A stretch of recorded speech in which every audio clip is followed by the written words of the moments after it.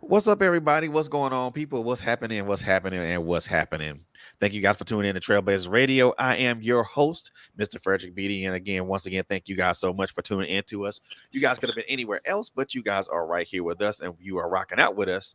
And number one, I thank you guys for doing that. And number two, you guys could have been anywhere else, but I am glad you guys are here with us tonight. So most definitely appreciate that. So just to let you guys know, hey, got another great episode for you guys tonight, and two great guests are in the building right now with me.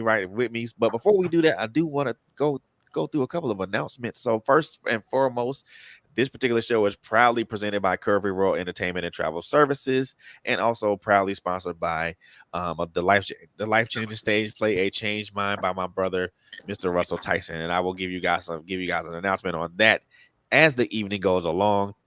And also just want to let you guys know to continue to follow us on our social media platforms: Facebook, Instagram, LinkedIn.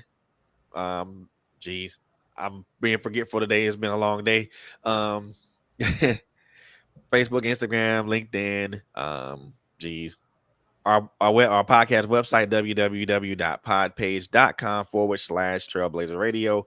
Also follow us on also check us out. Check us out on anywhere you get your anywhere you get audio podcast, which is Spotify, Apple Podcasts, Google Podcasts, Deezer Radio, Stitcher.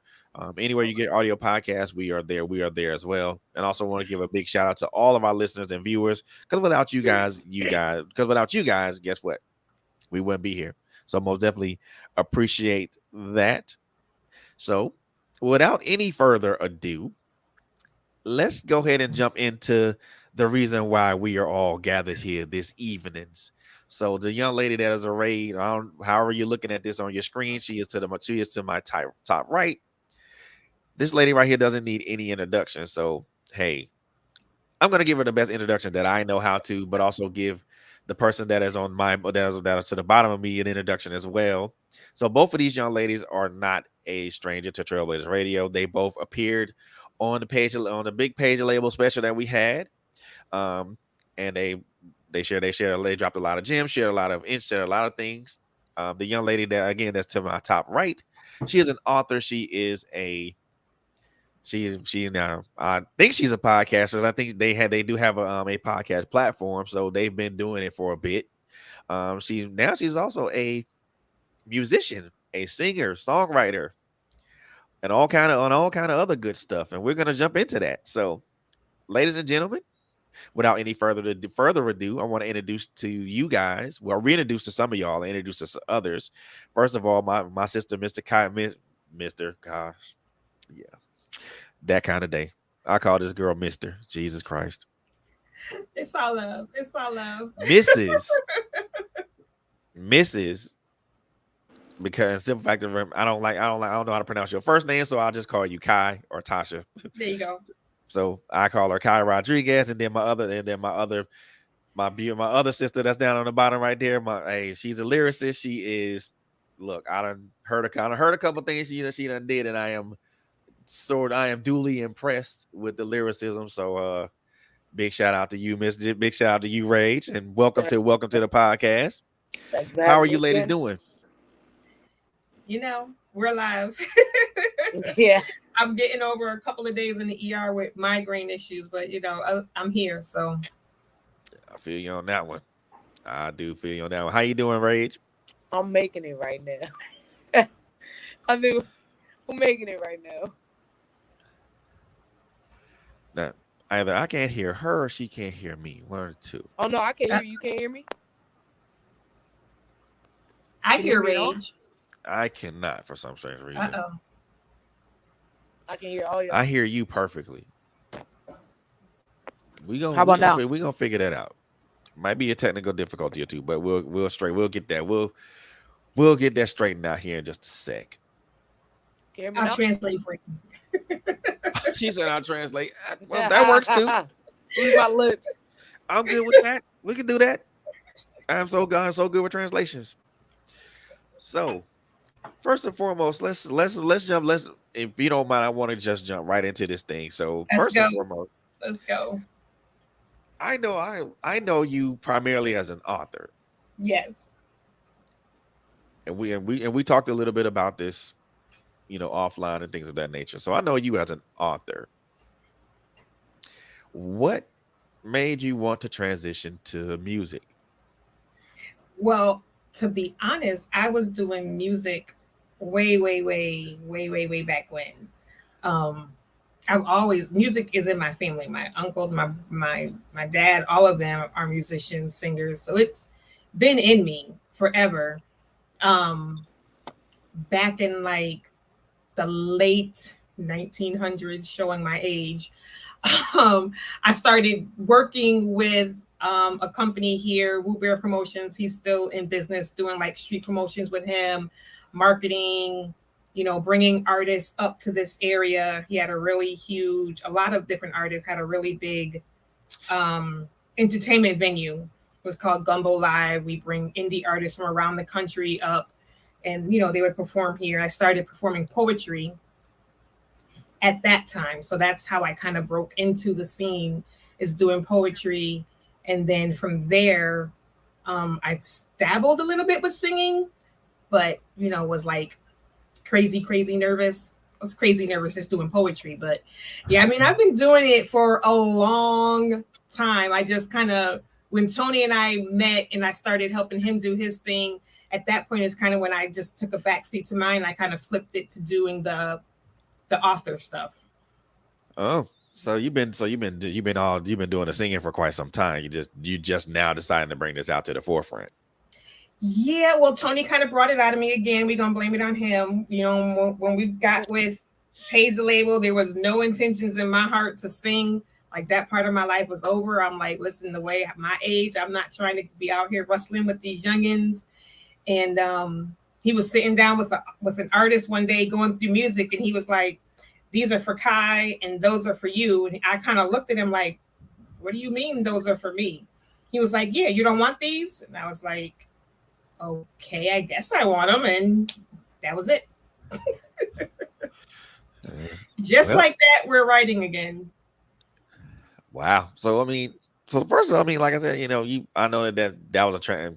How easy was that transition from writing books to writing songs?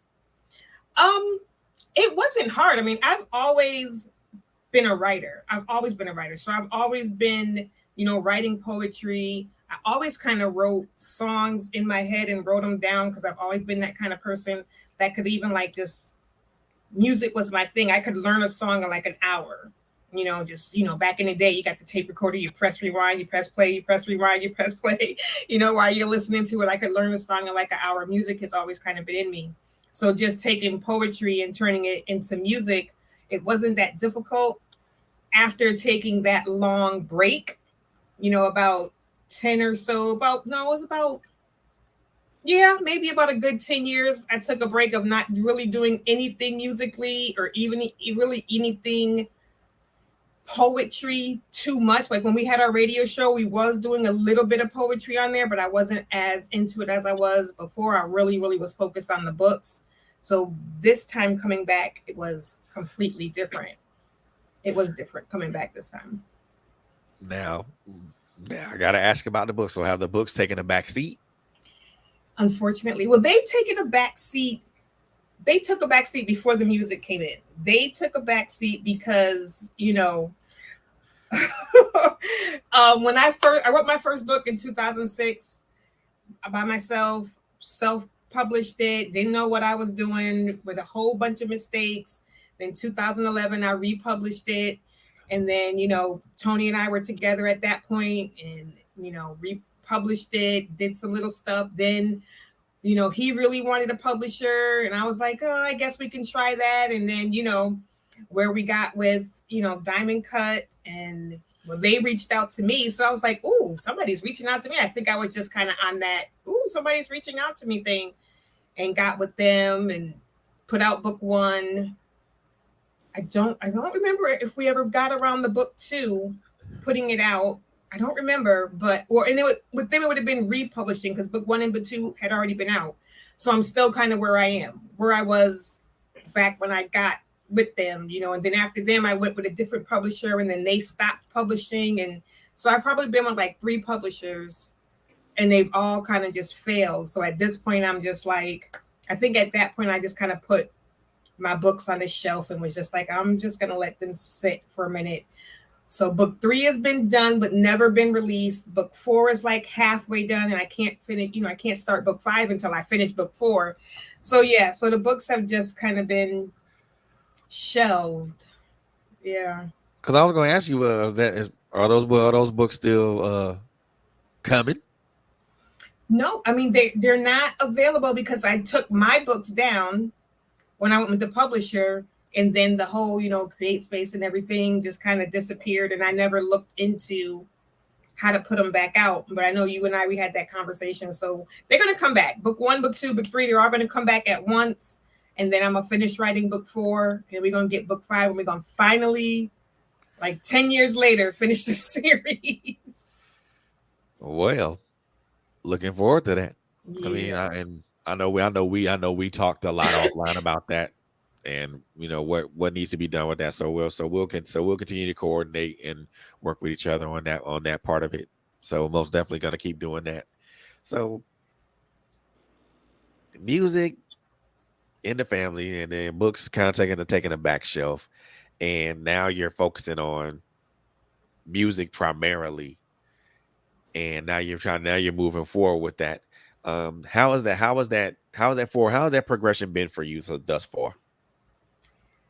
It's been an interesting journey, to say the least. I am not ashamed to say I will be 50 this month. So it's if I'd have had this fortitude in my younger years, things probably would have been different for me. But I was, I'm at a point now where I'm just like, I don't care. I'm just gonna go for it. If I look crazy, I look crazy. If I sound crazy, I sound crazy. I'm still a little nervous, but I'm more willing to do things that I wasn't willing to do when I was younger, even as wild and crazy as I was when I was younger. Like getting in front of a mic, though, when I was younger, I'd be drenched in sweat, which I am still now, but that's hormones. It's not the same thing. Like it's that 50-year-old hormones now when I'm drenched in sweat. So, but now I'm just more like, yeah, big crowd. Yeah, I got this. 10, like put me in the crowd in front of 10,000 people. I don't care. I'm going to do it. Before I'd be like, there's 100 people, like 20 people. I'd be like, nah, I don't want to do that. Now I'm just like, it's whatever. Let's just do it. Let's do it. It's all good. We can do it, so putting that aside. And I think also having a good squad of people around you, Tony and we bump heads a lot because he's my husband, but he's also my manager. So, when he tries to give me his little, I always be like, babe, come listen to this. And I know he's going to have something to say. And so he'll be like, and I'll be like, come on, tell me. He'd be like, nah, because as soon as I say something, you're going to, and I'm like, I want to hear it, but I also want to get to that point where he hears something and he's just like, babe, that's fantastic. And there's no but, like, I just want to get to that point where he's like, I just love it. There's no but, all the notes are right. Everything is good. So yeah, trying to separate that husband manager is difficult, but having a good team around me has helped. Having, Rage and Nia and, Toonleaf and even, like Pharaoh and them, when I was like down on myself and, I can't sing like this person and I don't hit the notes like this person, they'd be like, so what? That person is that person. And like, listen to all the different singers out there. No two singers sing the same. Everybody doesn't riff. Everybody doesn't do this, so. That's true. And you spoke about the importance of having a great team around you, and how was having that team around you helped you in your progression? It's definitely helped me to stay out of my comfort zone and not get back into it and not, slink back into the safety net. It's definitely helped me to keep moving forward, continuing to do shows, continuing to write. Tony has got me things so that I can record here in the house, which has been very, very instrumental to me. Just, we used to record with Rage, and, Rage is where she's developed that ear where she can hear me and know when I've done something wrong as well. So it was really helpful, but there's nothing like being at home where you can do it 15 times until you get it right. You know, when you're in the studio, you're on somebody else's time. It's like, let's go. You got an hour. Come on, come on, come on. But when you're home, you don't have to worry about, you know, I got to warm up. I got to warm my voice up. I can just hit it. Nope. Hit it. Nope. This note's wrong. Nope. So that's helped me a lot as well. Cool. I like that. Now, yeah. So I guess the one thing I want to say, because you mentioned that you're going to be approaching 50 here, in a matter of weeks. Yep. Funny that I get to hit that before you do. That's not funny. That's not funny. Not funny. It ain't funny. However, the question I do want to ask is this, and I mean I've asked myself this question and I've answered it already for myself, but I think it goes more to each, it's individual to each person. Do you think that, you know, with age, does that mean that do you think at 50, 40, maybe 40, 50, do you feel like you have to take more risk or less risk? I think the older we get, I think it depends on how we lived in our youngers. You know, like I think if we lived very sheltered life early on, I think as we get older, we try to do more and more and more. And I think if we were kind of like doing anything and everything when we were younger, then as we get older, we might get more recluse, kind of like I'm gonna slow down now. And I've slowed down. I've definitely slowed down. I think my life was kind of a mix. I think when I was really younger, I kind of had that sheltered life. But see, I'm sweating.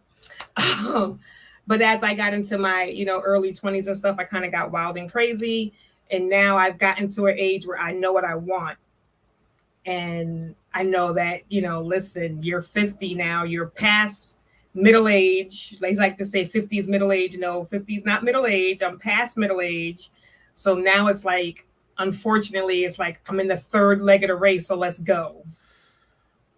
I hear you on that one, because Yeah. I know now. I mean, at my age, I'm probably less averse to take stupid risk, because I'm more like I rather look at everything from a perspective of risk versus reward. What's going to happen if I take this risk? Is my reward going to be good or is it going to be bad? So Right. I'm like, yeah, let me ponder this a little bit first.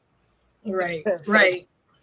So I mean, and I know me. I'm like, yeah, we gonna think about this before we do anything else, because I'm not gonna. Is it worth it? Yeah. And I'm not gonna. And I know I'm not gonna take. I don't like taking unnecessary losses. So that's true. Yeah. Yeah.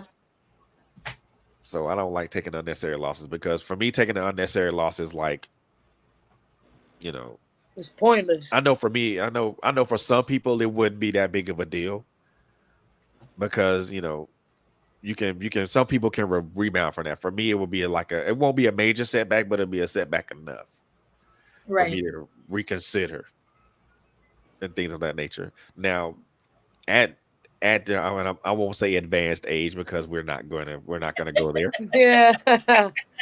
Yeah.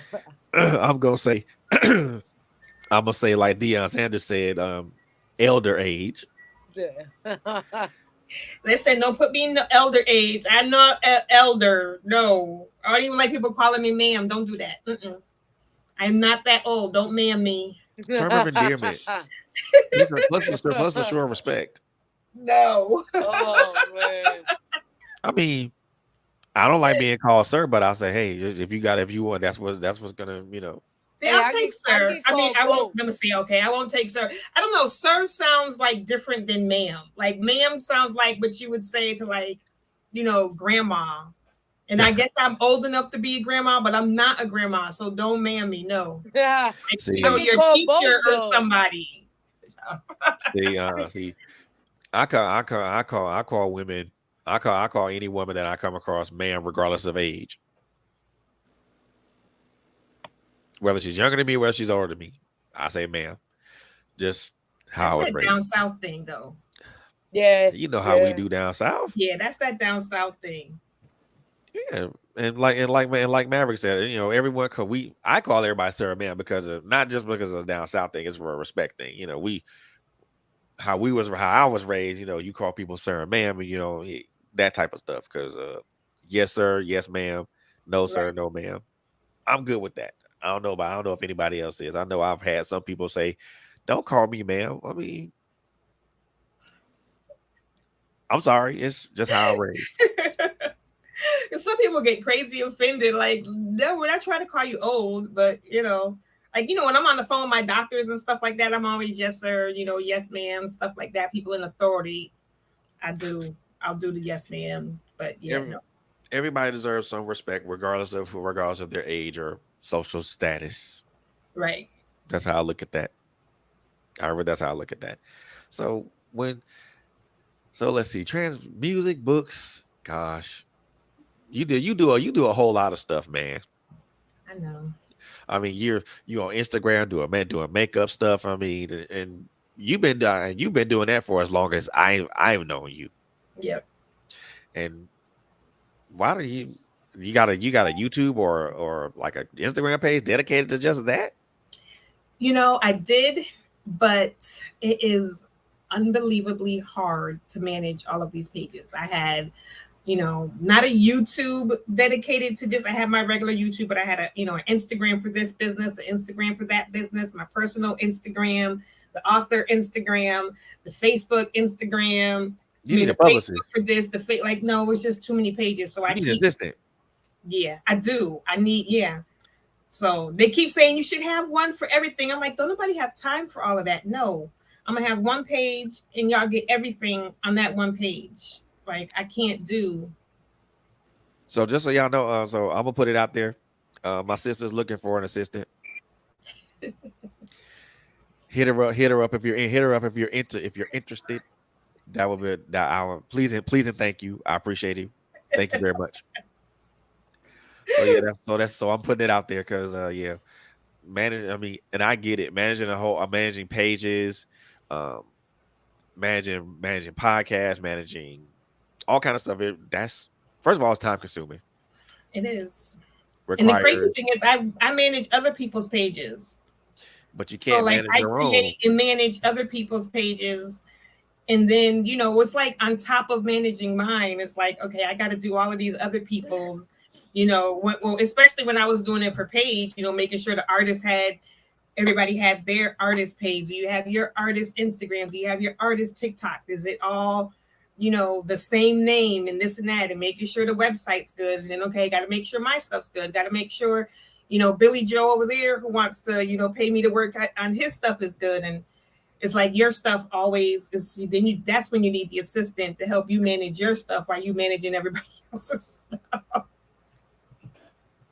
Yeah, there's a difficulty in being organized, especially when you're managing all kind of things. Speaking of your role at Page the Label, I mean, why don't you tell everybody what their role is or was or still is?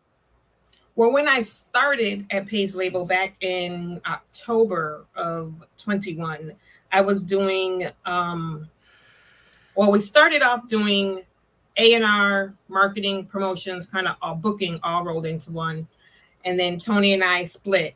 Tony handles A&R and I was doing the booking, promotion, marketing for the company. So making their web pages, making all of their social media pages, running all of those pages, looking for booking for the artists, setting them up with, photo shoots so that everybody gets professional pictures, helping to set them up with interviews, looking for venues for them, keeping, the company name out there, the artist name out there as much as I can, um, as much as I could. That's what I was doing up until the end of May. Now I am just an artist. I don't do that stuff anymore. It's too much trying to, again, manage everybody else and also manage yourself. So trying to get my album done and write my stuff while trying to look for, shows for everybody else and do all of the behind the scenes stuff. It's just too much running both. So right now I am just an artist. Laser focus on that, huh? Yeah, that's I enough to feel you. focus on. I mean, I feel you. I mean, because sometimes you do. We as human beings do get overwhelmed with everything that we have going on, and Yeah. sometimes we need to just set a large amount of that aside. And I most definitely have the utmost of respect for you doing that, because I mean, takes a lot to remove yourself from one aspect of something, and then just to kind of concentrate on what you're doing. You know, so I do understand that wholeheartedly. But now you, like I said, you're an author, you're a musician. Wait a minute, didn't you play a role in a local film too? It's going on now. We're still shooting. Really? Yeah. So we're still shooting, and I Oh, can't give. It's like a super hyper sensitive. Like we have all signed no, like no, no. non-disclosure form. We can't talk about the movie. So, but I mean, the page is Chronos Mercury on Facebook. Y'all can go. They drop little snippets and stuff on there. He's like being really really secretive about the plot of the movie and everything. But I'm having a good time. I'm having a Okay, good cool, time. cool, cool. I like that. I like that. So I know you guys signed an NDA, so I know you can't speak about it, and I'm not gonna ask questions about it. Go But check out the page. All I can tell you is to go check out the page. I don't even know what if there's a lot of stuff on there. Like there are some little clips and stuff like that for scenes that we've shot. He does drop little snippets there, but it's scheduled to be released the end of this year. So well, can you at least tell me? Can you at least tell everybody how that came about? um there was a posting on Facebook, anybody interested doing a local film, send in your, headshot and bio, and I did. That's what's up. Now, This is something that's now. Is this something way outside of your wheelhouse, or is this something that you're comfortable with? This is something I have not done since early 2000s. I did a play in the early 2000s, probably when I was working with Woo Bear. Um, yeah, and I haven't done anything. I don't think I've done anything like that since then. I mean, when I wrote my books, is when I kind of got the idea of coming back into acting. Uh huh. Um, because everyone was like, beautiful should, my God, beautiful should be a play. Beautiful should be on a screen. It should be on a TV. And so it kind of got me thinking about getting back into it, and how do you write a screenplay, and how do you turn a book into a movie and stuff like that. But I hadn't done anything with it, or, you know, I hadn't done any acting or anything like that. So I haven't done acting in a long time. So, and this is so, what I can say is there's not like a lot of scripts. So a lot of it is just like, hey, this is what I need you guys to be talking about. Go. Wow. So basically, it's kind of just unscripted, really. Yeah, it's kind of like, this is the scene. Now go. Which is That could cool. that could work. It's, yeah, just don't have to retake. Oh yeah, true. Because you Yeah, yeah, might yeah. get like 5 different dialogues each time. Oh yeah. Oh yeah, most definitely. Um. Oh yeah. I find now. Yeah. I ain't caught the acting bug like that, and probably won't do that because You that better ain't be me. good at it. I know Rage No. would be Rage has done some acting. A little Rage, something, something. Little something, something. yeah. Rage did a little something on Keys and Cuff with Mikey J. So that's Yep. supposed to be, I believe that's coming out soon too. So They didn't give a Oh date. man. Okay. So three things to watch out for now. Yep, So yep, yeah, yep. gonna have to check that out, Rage. Yeah. See what them acting chops about is where it's looking like. The character name is Danger. Danger. Man, Oh, look you here. still can't hear me, can I'm you? looking forward to all that, man. Oh, that's right. You still can't hear Rage, huh? Yep. Oh my goodness. She Should said I her leave it? character's Should name I was leave and come Danger. back? Oh, Oh, must she said you want her to go out and come back and see if that works? yeah, please. Yes. All right. So actor, Jesus. So the close thing to acting I'm gonna do is probably voiceover. Yeah. I It's think been you'd be good it's as an actor. I think you'd be good. it's been well, the voiceover's been working really good because I can actually stand in front of this microphone and you know just imagine voices. I'm actually doing some work with with some folks at a company called Here That Inc. So I'm helping them um do some voice several characters for a book. So Okay. and yeah, really it's I actually like it because it's challenge because it is challenging me to kind of be much more creative than I would have been at any other point in time. Right. But I like it. I do like it. I do like this. I do like that. Now, It the one sounds interesting. it is now the one thing I wanted to ask you about, singing and songwriting, you know, when you do that, do you find yourself challenging yourself when I it? am getting to a point vocally where I am starting to get comfortable here. So I keep trying to push myself. I know that I'm still holding back. And Tony tells me all the time, even Rage would tell me all the time, you're holding back, you're holding back. Nia would tell me all the time, just let it go, just let it out, just let it out. So I'm trying to get comfortable, like, just practicing at home.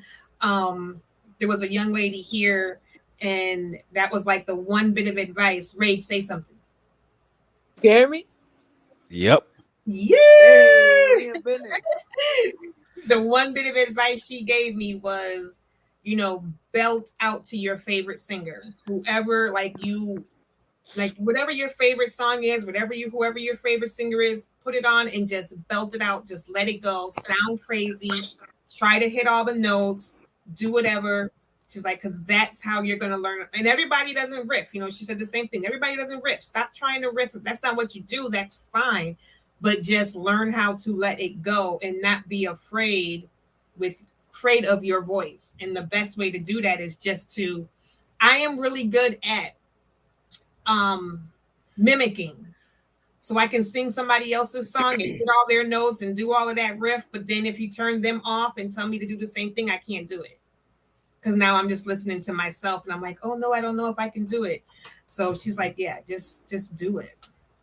Well, I mean, I think a lot of us when we do that, we are able to we can mimic other people's voices, but when it comes to our own, we kind of sort of don't know where our voice fits in Right. when it comes in certain things and how it fits with certain melodies and things of that nature. And I know for me, when I was doing that, which is a very long time ago, um, I was cool with mimicking other people's voices, but never found a comfort zone to where mine's fit. Mm-hmm. Yep. Cool, Tevin Campbell was cool, because not Hmm. because I was I kind of think sort of. as Go ahead. oh my, I think it's delayed a little bit on my side. Now, what I Yep. was gonna say is I give props to the singers because as a hip hop artist and coming up with flows is one thing, but as to singers, when y'all come up with their melodies on the spot is insane. Like, you get what I'm saying? Like, I more props to you. You know what I mean? Because Oh, them melodies they're crazy when you got to come up with them on the spot. You know what I mean? Right. hell yeah! And it's funny. It's funny that y'all mentioned that because I mean, like I said, it's like folks like Tevin Campbell. I mean, because his singing voice is kind of doesn't necessarily match my speaking voice, but but for me, he's the easiest one I can mimic. Um, Okay. because his singing voice and my speaking voice are somewhat the same, but not necessarily. And then Johnny Gill's cool, but all them riffs and stuff, yeah, I can't fuck with that. I can't fuck with that. I'm like, yeah, I'm good, but I ain't that good. And I like what Maverick said. It's weird for especially for this. And like I said, I've done a little singing. I've done the rhyming bit. So You know, but and I'm gonna say I'm gonna say I've long retired from the rhyming part because yeah, we're not entertaining that part again. But I want to try that part. okay, so Rage will probably agree with me with this one. It's harder than you think. I want to try at least maybe just one song.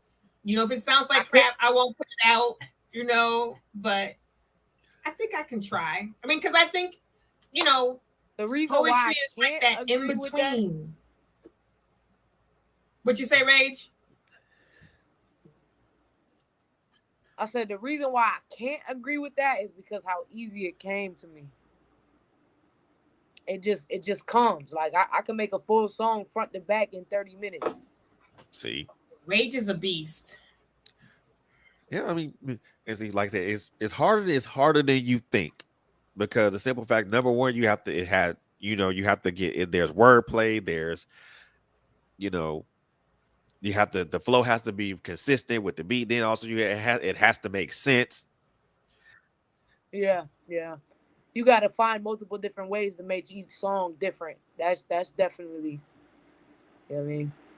Yeah. I'm more for cats that are like storytellers. So I'm all for Yeah. The Nas's, Scarface, who else? Slick Rick, those guys. Styles P. Oh hell yeah. You know, That's my all time favorite artist because he oh storytells and he flips a twist at the end. oh yeah. And the funny and I like those dudes. So if you want to do that, Kai, I put like this.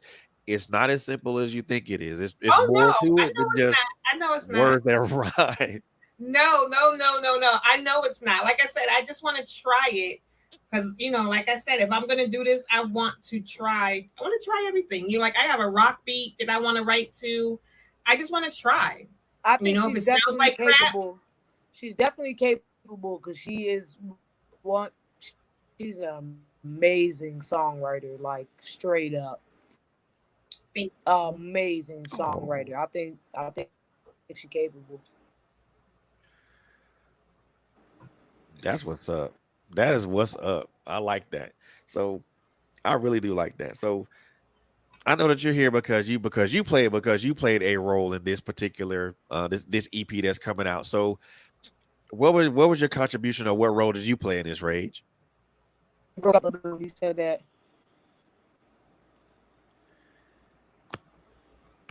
say it again. She didn't hear you. Yeah, it got all robotic. So did you do the production part of it?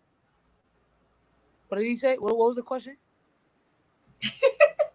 It broke up. He I'm said, sorry. What part did you play in the EP? Oh, what part did I play? I engineered it. Basically recorded it, mixed it, made the quality sound good. Cause she already sound good, so I made the quality sound good. Put her stamp on there. Yeah, yeah. You put the garnish on that thing. Little bit of sauce. Yeah, a little bit of sauce. That's what's up. Green onions on top. Yeah, we put in a lot of work together, a lot of hours together. Man, I know, and the hard work is about to come about is about to culminate in something really wonderful. So, yeah, the one thing I like, first and foremost, I love the growth in people. yeah. Kai, we've known each other for a while. Well, I won't even say a while now. Jesus, I won't even say a few years now either. It's been a at least long 10. I was gonna say more than that, but yeah, well, it's at least 10. It's been longer than 10, but it's at least 10. yeah, we crazy. know each other for a bit, and yeah, it's the funny part about it is us. We all, me, you, Tony, we all met in person at Jai's graduation, which was It Little was hot while. as hell. It was hot as hell that day. I ain't gonna lie. Yeah, I had my leg splint on. It's ridiculous, you know. Yeah, it was hot as hell that day. Yeah. Anybody who wore long pants, yeah, need to find the sun and fire his ass. Until it was hot as hell though. It was I ain't gonna. It was hot as hell. It was hot. But it was a fun thing though, and I loved it, and it was gave me a chance to meet two incredibly wonderful people. Oh, we got to meet you face to face, which was awesome. 'Cause, you know, sometimes I have a lot of friends on Facebook that I consider my friends, my family, and we've yet to meet face to face. I have one who's been in this area several times and we just have not been able to meet up. It's driving me crazy. Like she and I have been friends forever on Facebook. I think even going back to MySpace days. And she's been up this way a couple of times and we just haven't been able to link up. It's driving me crazy. Man, and you're Tony. You're very welcome. You're very welcome because you said thank you. You're very welcome, sir. I mean, I couldn't imagine, you know, not being around two people that are just as wonderful as you guys, but also kind of that have that certain similarities. We're supporters. We support people. We make sure that that those people that we do support are taken care of, and I don't think I can find any. I don't think I can find any better. I don't think I can find any better people than that. Now there are other people on my list that I could name, but you guys would be most definitely be within that top 20 for sure. Hey, I'll take Top that. five. Top Well, unfortunately, five. there are some other people that kind of taken over those spots, but I mean, That's okay. I'll take top 20. I'll take top 20. I'll take that. I'll take that.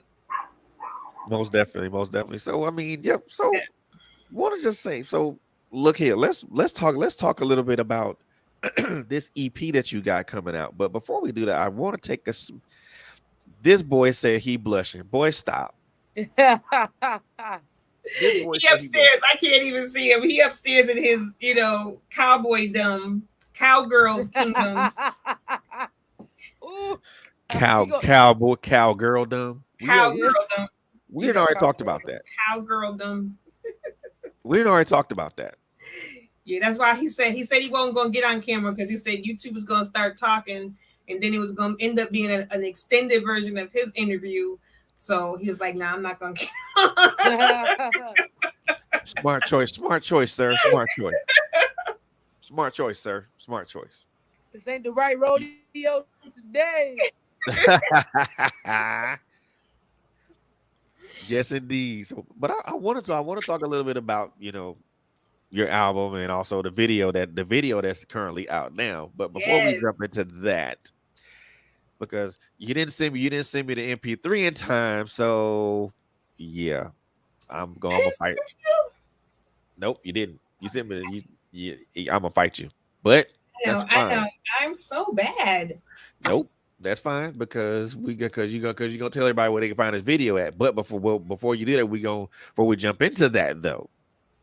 Before we jump into that, I do want to take a little bit of a commercial break because I want to recognize a good friend of mine, Miss Barbara Melvin with her Uppity Negro Apparel, but I also want to recognize my other two co-hosts with their thing, My Life Has Destiny. So we're gonna take a break, and we'll be right back with my good friend Kie Rodriguez. And you know what? I'm gonna call her up. Well, her name is Rage, but I was gonna put something else in front of that.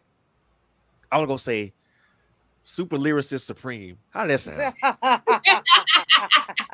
I like that. I mean, I'm being real honest because I seen a couple like the little snippets of some of your shows, and yeah, you go off. She's a beast. Thank you. You're welcome. a beast. You're welcome. So We gonna take a commercial break and we'll be right back with my beautiful sister, Miss Kie Rodriguez, and super lyricist, artist supreme, rapper supreme, Rage. So you guys, hey, grab a drink, grab a drink and grab a drink, grab a snack, and we'll be right back, guys. Be back.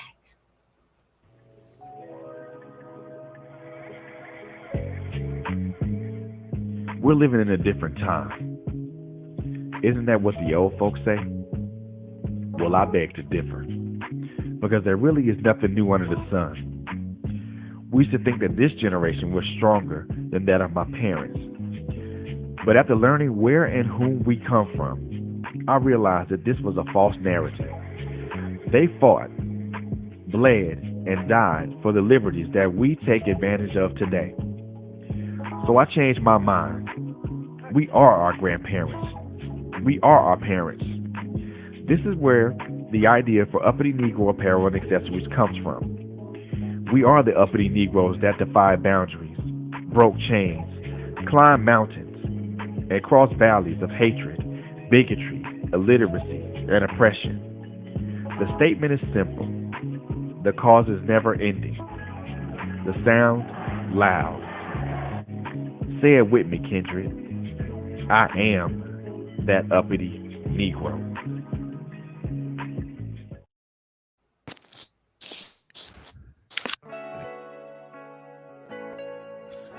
My Life Has Destiny is a faith-based podcast that talks about testimonies of faith, hope, redemption, restoration, and the perseverance of ordinary people through the extraordinary power of God. Join host Quint Jones, Coco Fenton, and introducing Terrence Jackson every Monday and Thursday nights right here on TrailBlazerz Radio.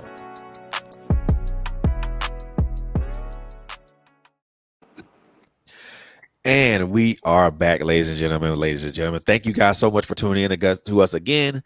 And you are tuned in to TrailBlazerz Radio with me, your host, Fredrick Beaty, and my two beautiful guests, Kie Rodriguez and super lyricist supreme Miss Rage. And they are in the building right now. So, and we are about to jump into a nice conversation about this EP. But before we do that, I want to talk about this video. I really want to talk about this video. So, What you want to know? What was the concept? What was the concept of that? So first and foremost, I got to give big shout outs. Chris was not able to be on from Big Vision Concepts. He did a contest in honor of the late girl that I mentioned earlier, who gave me all of that wonderful singing advice. Her name was Adriana Miller. She passed away, I believe, in April. And so he did a contest in her honor where he was going to give production of a video away, and I won. So big ups to Big Vision Concepts and everybody who voted for me. Like, I love y'all. Thank you. You know, I really didn't think I was going to win. People don't support me like that. So I got to stop saying stuff like that, because the universe was like, girl, look. So there's that. So the concept for Butterfly, for me, butterflies are a symbol of rebirth, of, you know, breaking out of your shell, of just going for it. Like, you're this, and then you wake up one day and you're something different. So the vision that we had, Tony and Farrell, they're the ones who wrote the song Butterfly. So the vision that the two of them kind of had was like, it was supposed to be me and my girls at the park, and him and his guys at the park, and Tony and I just kind of bump into each other. And as we bump into each other, I kind of take him on this magical journey in his head of what it would be like if we were together, if we were dating, if he was my boo. And so that's what my girls couldn't make it. So it was just me and him with his boys, which kind of worked, though. It kind of worked better that way. So, you know, we do that whole thing, you know, we go on this little bump, and then boom, he's kind of like transported into this like being with me. And then at the end, he's back to where, you know, like we had just bumped into each other, but really he didn't bump into me at all. Wow. So kind of was like a figment in his imagination. Yes. And I was so happy that some people got it. Like, My daughter, she got it right off the bat. She was like, it's so cool that it was like, it was just like a figment of his imagination. Like y'all didn't really do all of that. I was like, yes, thank you. I'm so glad that people actually got that. Wow, I like that. So, and you are like you, and the thing I think you said you like butterflies represent. They represent well for a lot. And you mentioned they represent change. They represent, um, well, they represent change, a time of change. They Mm-hmm. represent When coming I say, into coming yeah, into yourself. yeah, yeah. Wow. So, and that's we all know that butterflies are those creatures because they Mm, turn from a caterpillar. They turn from a caterpillar to a butterfly. right, And people wonder why. Well, how can something so beautiful come from something so lowly and so not so beautiful? right, That's easy. That's God's design. But also, but also represents, like you said, it represents beauty. It represents change. So, and it represents that pressure too, because you got to think this caterpillar goes into this little tiny chrysalis, and once it becomes this butterfly, it literally has to bust out of its shell. So yeah, I don't know if that's where the whole where where the phrase break out the box comes from, or break out your shell comes from. But I mean, like, it literally, like, if it stays in that chrysalis, it will die. Like, it literally has to break free in order to emerge and be what it's meant to be. So it's like, it is really such a good metaphor for, yeah, this might be where you started. You might think that you're here, you're lowly, you're ugly, nobody likes you, nobody loves you, you may have had a hard life, but that's the pressing part. That's that pressing. And once you get out of that, and once you can get out of, we get comfortable in that pain, we get comfortable in that turmoil, we get comfortable in that job, we get comfortable in that relationship, we get comfortable, in the places that we live. We just get comfortable. And in order to get to the next level, you have got to break out of that and do the stuff that's uncomfortable, and to get to the next place. of course. And I think a lot of us don't like to deal with the fact of being comfortable or Yeah, we don't want to be uncomfortable. well, I take that back. So, yeah, and I take that back. A lot of us don't like the fact of being uncomfortable. Right. Yeah. We like to sit where we are in our glass house and think that we're cool and we're protected, but well, what happens when someone throws stones? That's the uncomfortable part about it. Right. So, and Tony said, new respect for butterflies. Yes, brother. Yes. Same here. Most definitely a newfound respect for butterflies. Because the funny thing, and the other thing that I think is what a lot of people kind of don't look at is that butterflies look like they're extremely delicate, but they're a lot tougher than they look. Mm-hmm.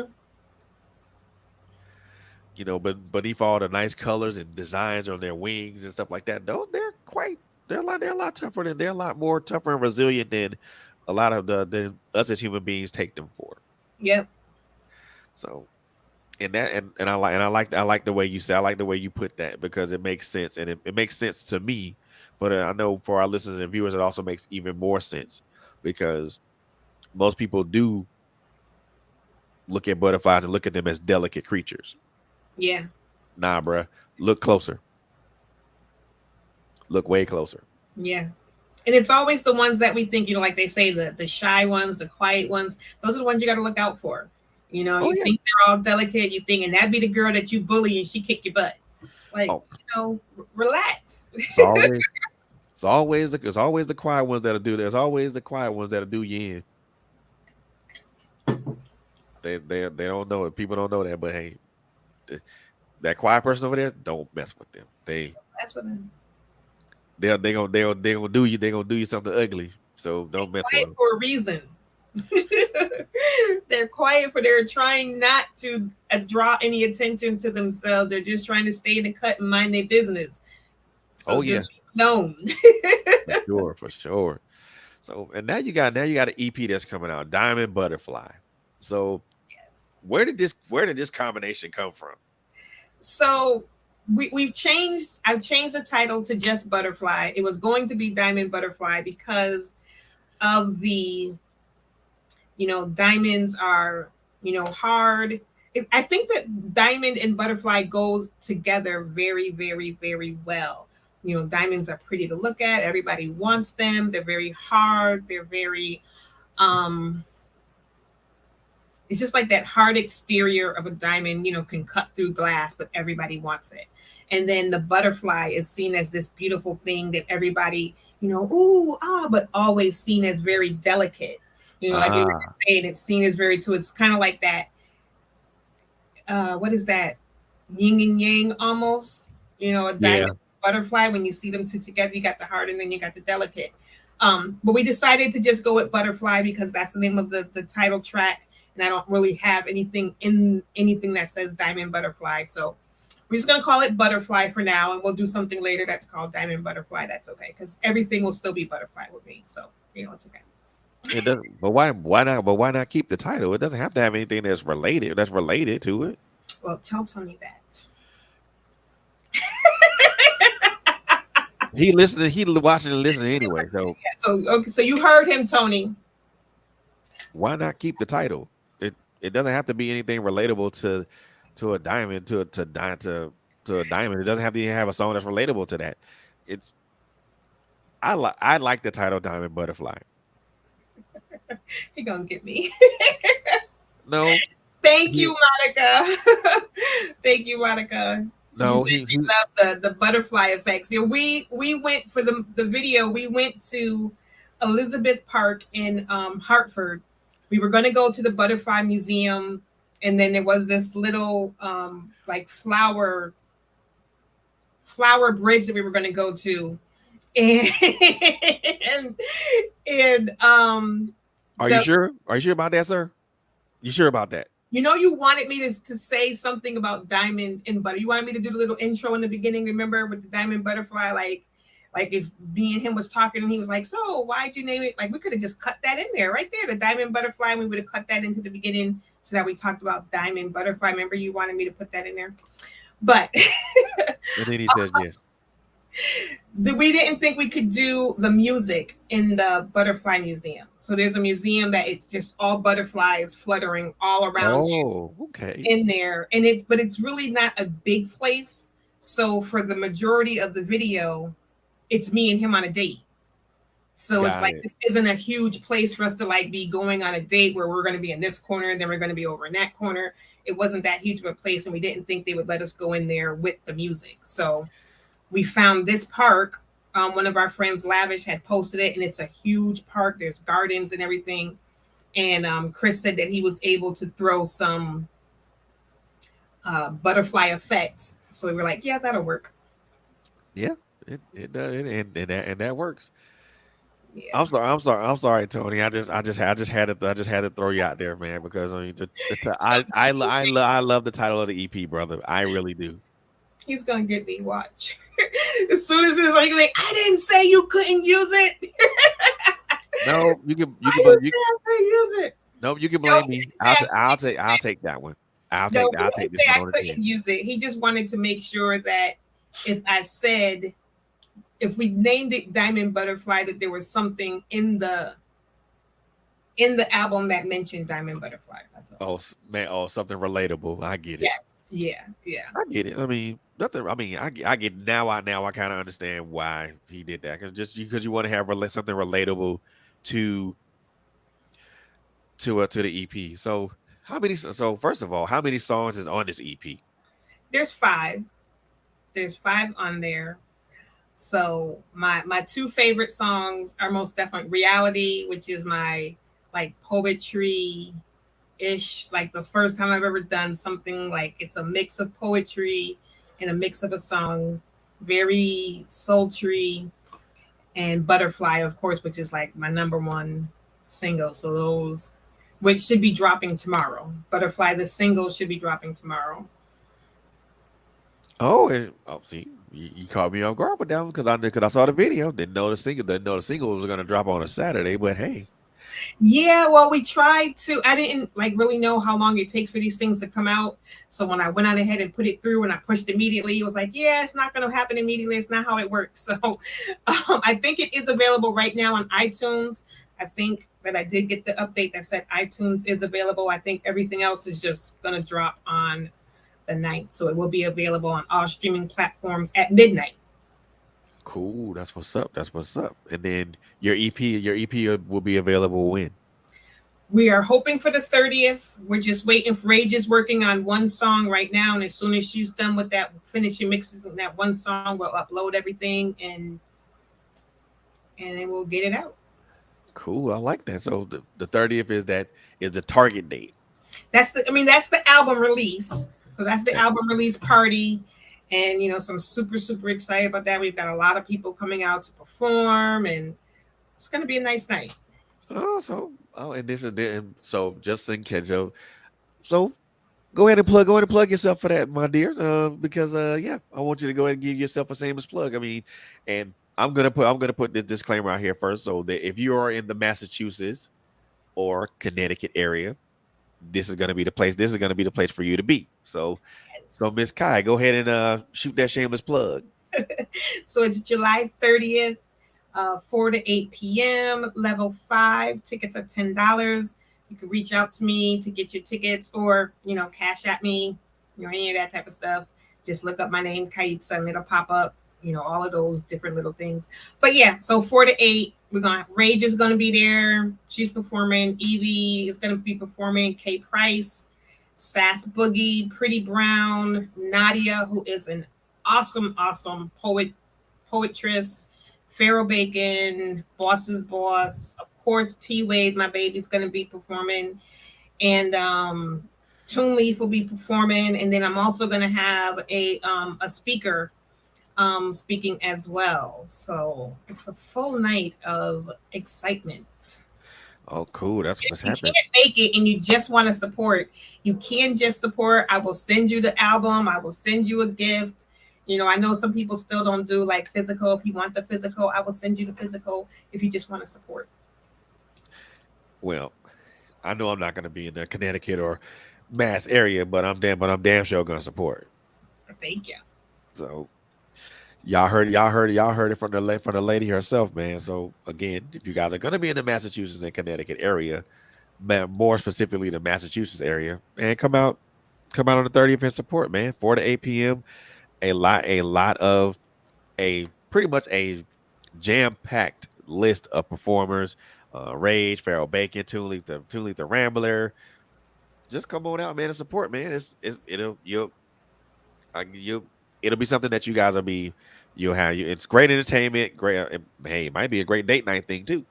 And it's 18 plus. So, because we're doing it earlier in the evening, so it's 18 plus. So you don't have to worry. If you're younger and you still want to come out, you can still come on out.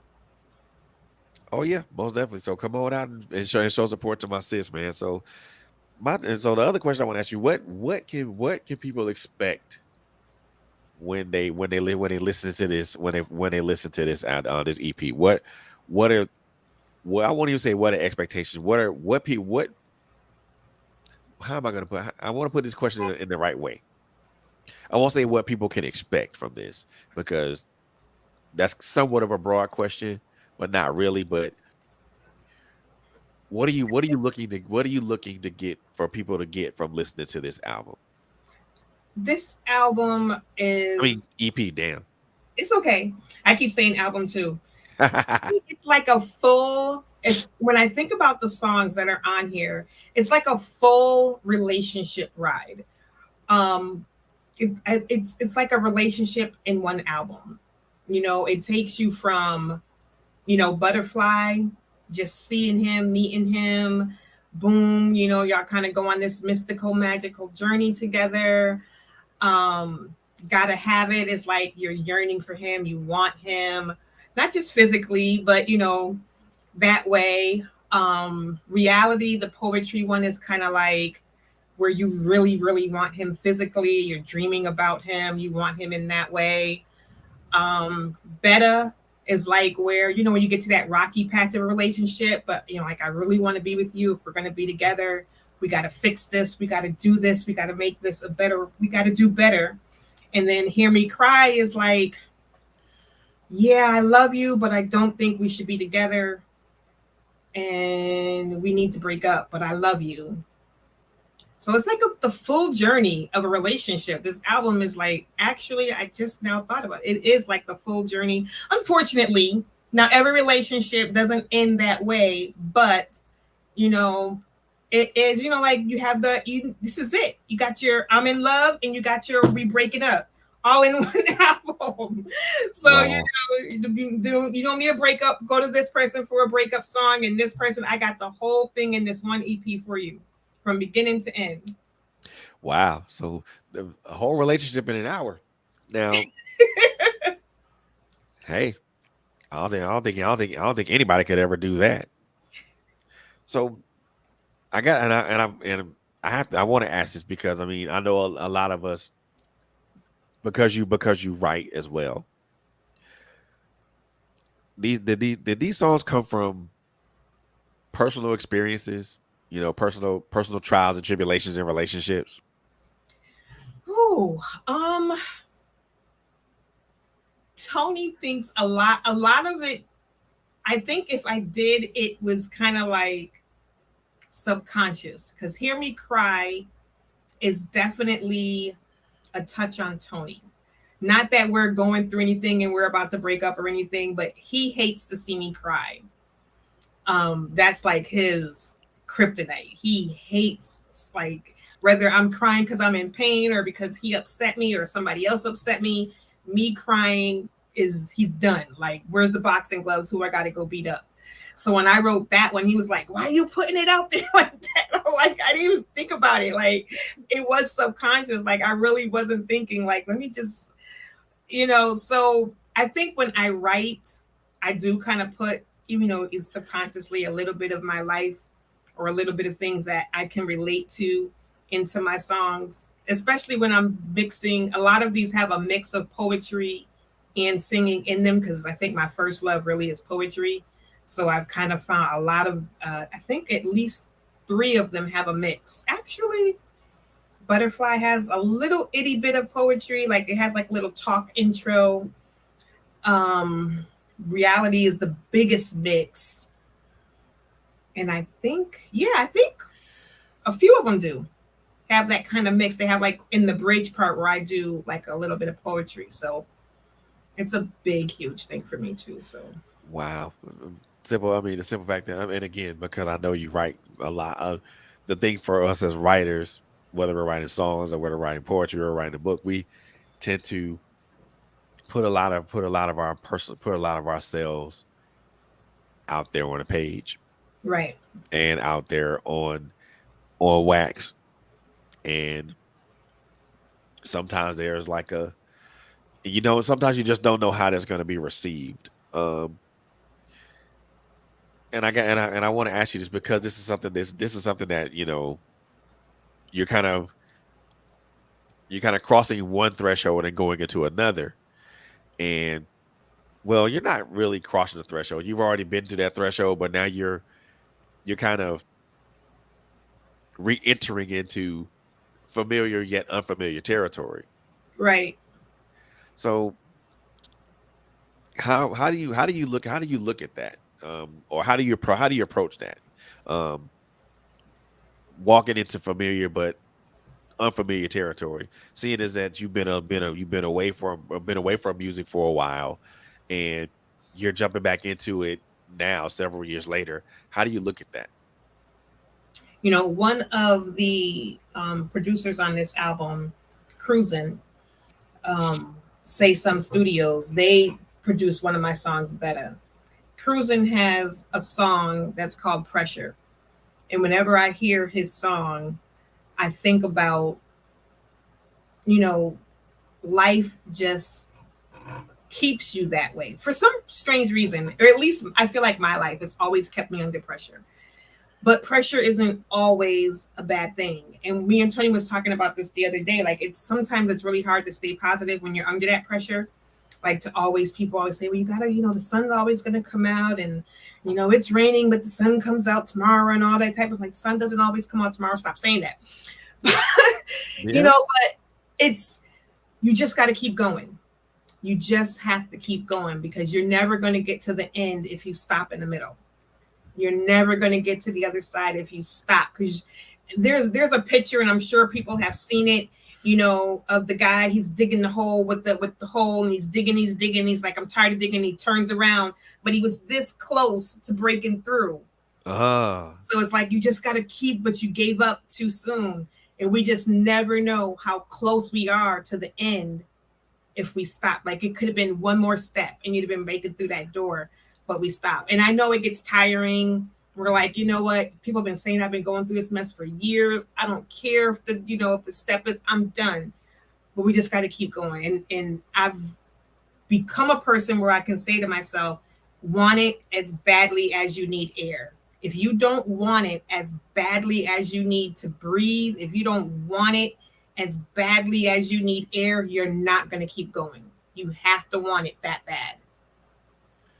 The one thing I always say, forward progress is never an option; it's a requirement. Right. And just like Miss Miss Maverick says, perseverance is the key to success, and that is true. Yeah. It's about being stalwarts, and wanting to see that thing through to the bitter end. Most people will be like, I don't want to do that, or I'm like, I don't want to keep going because it's too much, or I'm tired. I don't want to. Nah, man. And your circle, you got to watch your circle. You got to watch your circle. Can be your biggest downfall, because if all you're surrounded by is people who are naysayers and ninnies and always have something negative to say, and why are you trying to do that, girl? And you can't do this, and you too old, and you too big, and you're not pretty enough, and you should be doing this, and they're just gonna, you need people who are either they're gonna help you solve a problem, or they're at least gonna help build you up, because nobody knows what you can do. Half the time we don't even know what we can accomplish. Exactly. So, like, how you gonna tell me what I can't do? I don't even know what I can do. Exactly. And besides, I tell folks that, hey, my circle, you have to keep your circle small for a reason, for a reason, because everybody can't go with you when you leave. And me and Tony was talking about this last week. Everybody can't ride with you on that on your journey. People are gonna get off at their designated stops, and that's what it is. Yeah. So let them folks stay where they at. I'm good on that. I'm good for that. You can get off where you want. Hey, right. Don't come trudging back when whatever success I find comes to me, because it's not happening. Right. And that's what people want to do. They don't want to be there.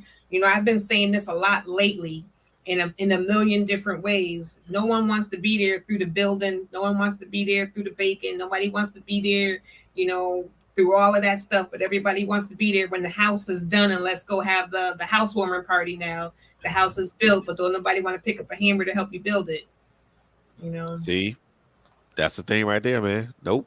Why would you want to be there? Why you want to come to the housewarming party when you ain't help build it? Right.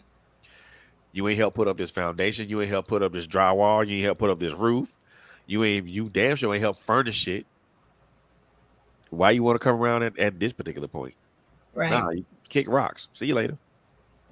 Right. And then they want to come around and act like they did something. Like, ain't this house bad, man? We made this house look nice. Like, we? Who? What? Wait, we? Nah, bro. Me. Right. Get your ass out of here. And like I said, and exactly, Tony. People want to reap the benefits of things they did not help build, or they didn't help put together. Right. If you ain't help put this thing together, you're not gonna reap the benefits of me or my hard earned money, sweat, tears, whatever it took for me to get to build this thing. No, kick rocks, dude. Can't do that. Yeah. And Mav says, fear of failure is so huge. I don't know what happens to us at a certain age. Like, when we're young, we are fearless. You know what I mean? We are fearless. And then at some point in time, life kicks in, or people start telling us what we can't do. I don't know what it is, but suddenly, for some of us, everything is fear. I'm scared, and it could be, home, maybe we're not getting, I know for me, it was big that I had a very traumatic childhood. So I know that's where a lot of my fear came from. Uh-huh. But, and it takes a lot of time. I try to tell people all the time, please, please be your children's biggest cheerleaders, because it's so hard to unlearn all of that crap as an adult. It's so hard to begin as an adult to have self-confidence and to begin to do all of this stuff after you've already been torn down. It's really, really hard to build yourself back up. So, please try to build your children up. Don't even try. Build your children up. You should be their biggest cheerleaders. Tell them they can do anything. Because we don't know what our children can do. And if we're consistently telling children, you can't, you can't, you can't, you can't, that's all they hear. And that's all they believe, you know? That's it. That is way that and that is far that's way too true. And that's whew, I can I can echo those sentiments because I think you mentioned you're all right. As we get older, we do kind of look at things in a different way, in a different perspective. And you know, we tend with I think as you get older, you tend to be a little bit more cautious about the things that you do. Right. You tend to be a little bit more protective about the things that you have around the things you have around you and the people you keep around you. Mm-hmm. You know, as we get older, we tend to be a little bit more we tend to be less soft spoken. Oh yeah. Yeah. We find our voices as we get older. It's crazy how, I've always been a person who does not like confrontation. I don't like, Tony will probably say that's a lie. I don't like confrontation. He'll probably say I like to argue, but I really don't like to argue. I don't like confrontation, but I've come to a point in my life where, like, I'm not gonna let you or anybody like disrespect me anymore. I'm not going to let you talk to me any kind of way. I'm not gonna let you step on me. Like, you only get one chance, and that is if I don't see it coming. Okay, so now I've seen it, you've done it, that's it. Like, I can't let you do that to me again, because now I'm letting it happen, and it's happened way too many times to me before. I'm done with that. Like, I can't willingly now let you continue to mistreat me. Like, no. Oh yeah. Oh yeah. Most deaf. Lord have mercy, Jesus. Phew. And And Monica and when we're young, we got everybody's our friend. That's my friend, mom. That's my friend, mom. That's my friend, mom. And when we get older, we got this many friends, and those are just people we know. exact right, Monica, exactly. Yeah, these children got enough people downplaying them, and they don't need to Mhm. have a parent do it as well. And Right. that man, you, man, no truer Monica, no truer word spoken, no truer word spoken, because that's I think enough people downplay. I think we downplay each other too much for us, and then to have a child that's trying to do what they do to the best of their ability, whether it's sports, music, arts, or whatever, and they're doing it to the best of their ability, and they're doing it to because they love doing it, and but then the Right. parent downplays all that. You know, I don't get that. I just don't. Mm. You know, I don't why either. why would you downplay your kids' talents? Yeah. Or better yet, why would you even hide your kids' talents if your kid has if your kid's talented, let the world see that. Let Even the if world they're know not that. talented, like, if your child is consistently at a young age and they just like doodling, keep letting them do that. It might turn into something. If they do it, if they're 12 and they draw but they don't do a good job, so what? It might be something that they need to do. Maybe that's their comfort level. Maybe that's their thing. Like, stop telling them to stop. You're wasting what are you doing? Go, read a book or something else. No, that's their thing. Whether they're good at it or not, that's their thing. Yep. Maybe get them some books to help them get better. Encourage what it is that they are into, because, you know, we it's not until we get older that we learn how to really go after the things that we love, because when we're young, we're always pushed in these other directions away from the things that we like. And I feel you on that. I really do. Now, the question I wanted to ask you, and I don't know if I've asked this to anybody yet, but I've been asked that a couple of times. I've been asked this particular question a couple of times, and my answer has kind of been the same every time someone ask it. So, as an artist, well, as a writer and as an artist now, who's you know reintroducing herself into this craft, do you feel that do you feel that you have a responsibility to the people that came before you and the people that are going to come after you?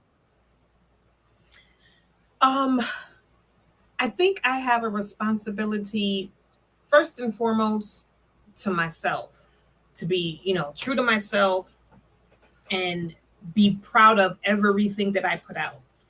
And I think most definitely for the people who have paved the way before, most definitely, because we wouldn't be here without them. Right.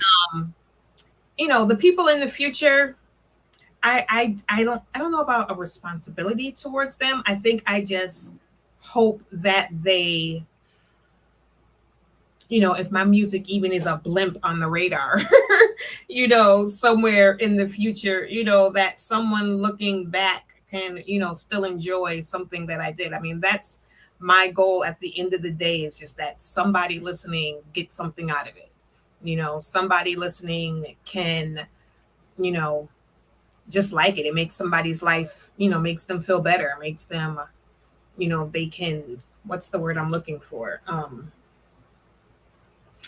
I can't think of the word that I'm looking. Relate. They can relate to, something that I'm saying in some kind of way. That's my goal with my books. That's my goal with my poetry. It's definitely my goal, with my music. Even when I do, makeup on somebody, I just want to see somebody smile. I the rest of it is extra. My goal is just to make somebody's day with anything that I do.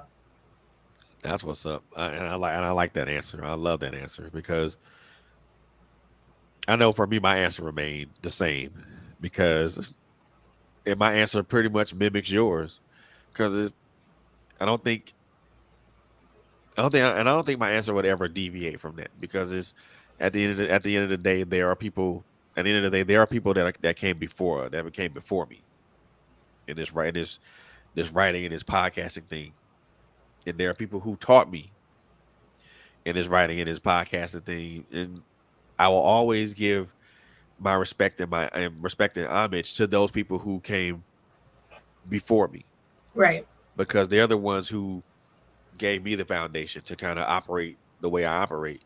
But then there's also people that are in front of me, and there are also people that are beyond that are beyond me, and I owe it to them to pass on the knowledge that I got from those before Mm-hmm. and give them that knowledge and say, hey, this is what I learned doing this. Let me give this to you. Even if you don't use it even if you don't use it right away, I still want to give it to you Right. because maybe it might help you out in the pinch, or maybe it might help you if you're coming across some difficulty. So maybe you might pull out this notebook or pull out whatever you use to take the information that I gave you, and maybe you might refer to it and it might help you. So Right. yeah, I mean, it's a there's a huge responsibility in that, and a lot of people, and I won't say a lot of people, some people look at that as like you some people, not all people, will look at it as if no, you don't owe them, you don't owe anybody anything. Yeah, I do. Yeah. Yeah, I do. Because there was somebody behind me that showed me how to do this. There are people in front of me and beyond me that I need to give this knowledge to. Why Right. not? Right. I And think that's a today's mentality. It's, I don't owe anybody anything. I did this myself. I got myself here. Nobody, I ain't, and I can't, I don't understand where that mentality comes from. I don't, because just common sense says, no, you really didn't get here by yourself. If you think you could really have been somewhere else, if such and such didn't happen, you would not have the opportunity to be where you are. So how can you ever say that you don't owe the people before you, at least a thank you, for opening a door We that were led we to were me being carried. to be where I am. We were. I don't, and I'm not with that. I mean, I'm all for the self-made thing, but at one point, somebody had to carry you. At Right. one point, someone had to teach, someone had to teach you that. Someone had to teach you the game. Someone You, had to do something. Put the idea in your head that you could be better. Put the idea in your head that yes, you can. There was somebody. There was some moment in your life that changed you or said you can do this or put you on the path. And along the way, there's always somebody that opens a door, somebody that does something. Like we don't just become who we are overnight by ourselves without some door opening. Somebody saying no, go left instead of right. Somebody saying it's blue, not red. But I think I don't know where this whole, we don't need anybody. I hate when I hear that. You don't need nobody. Just rely on yourself. I can't stand that movement. I can't stand it because we all need somebody. that works for a little while. I'll say that. I mean, there's some truth to it, but there's not out there. There's truth to it, but then what happens after that? So there is truth to that. Well, you can't rely on yourself, but what happens when that expires? Right. I mean, you don't have food, and then people will be like, well, if you'd only told me, but you don't want to open your mouth because you've been taught to rely on yourself. If you can't get it for yourself, you don't need it. You lose your home, you lose your car because you ain't open your mouth and say to anybody around you that you consider in your circle, I need help. I mean, we all need that one person that we can rely on, we can count on, we can rely on, that'll be able to either that will be able to talk to us, that'll be able to give us some form of comfort if we need it. That'll be able to be a positive influence and reinforcement, and that'll just be present. Yeah. And, you know, me personally, I mean, I'm the type of guy. I mean, I don't want anything from anybody. I mean, I don't. The only thing I want from people at this point is just for people to just love me and care about me, and also just now I'm not, but I will say that I do have a person in my life that does supply the majority of those things that I want the companionship, the comfort, um, the love and support and the caring and things of that nature. But you also have to have people outside of that too, Hmm. because you know again, and it goes back to a Facebook post that I posted a while back. You and the several other people that I talked about.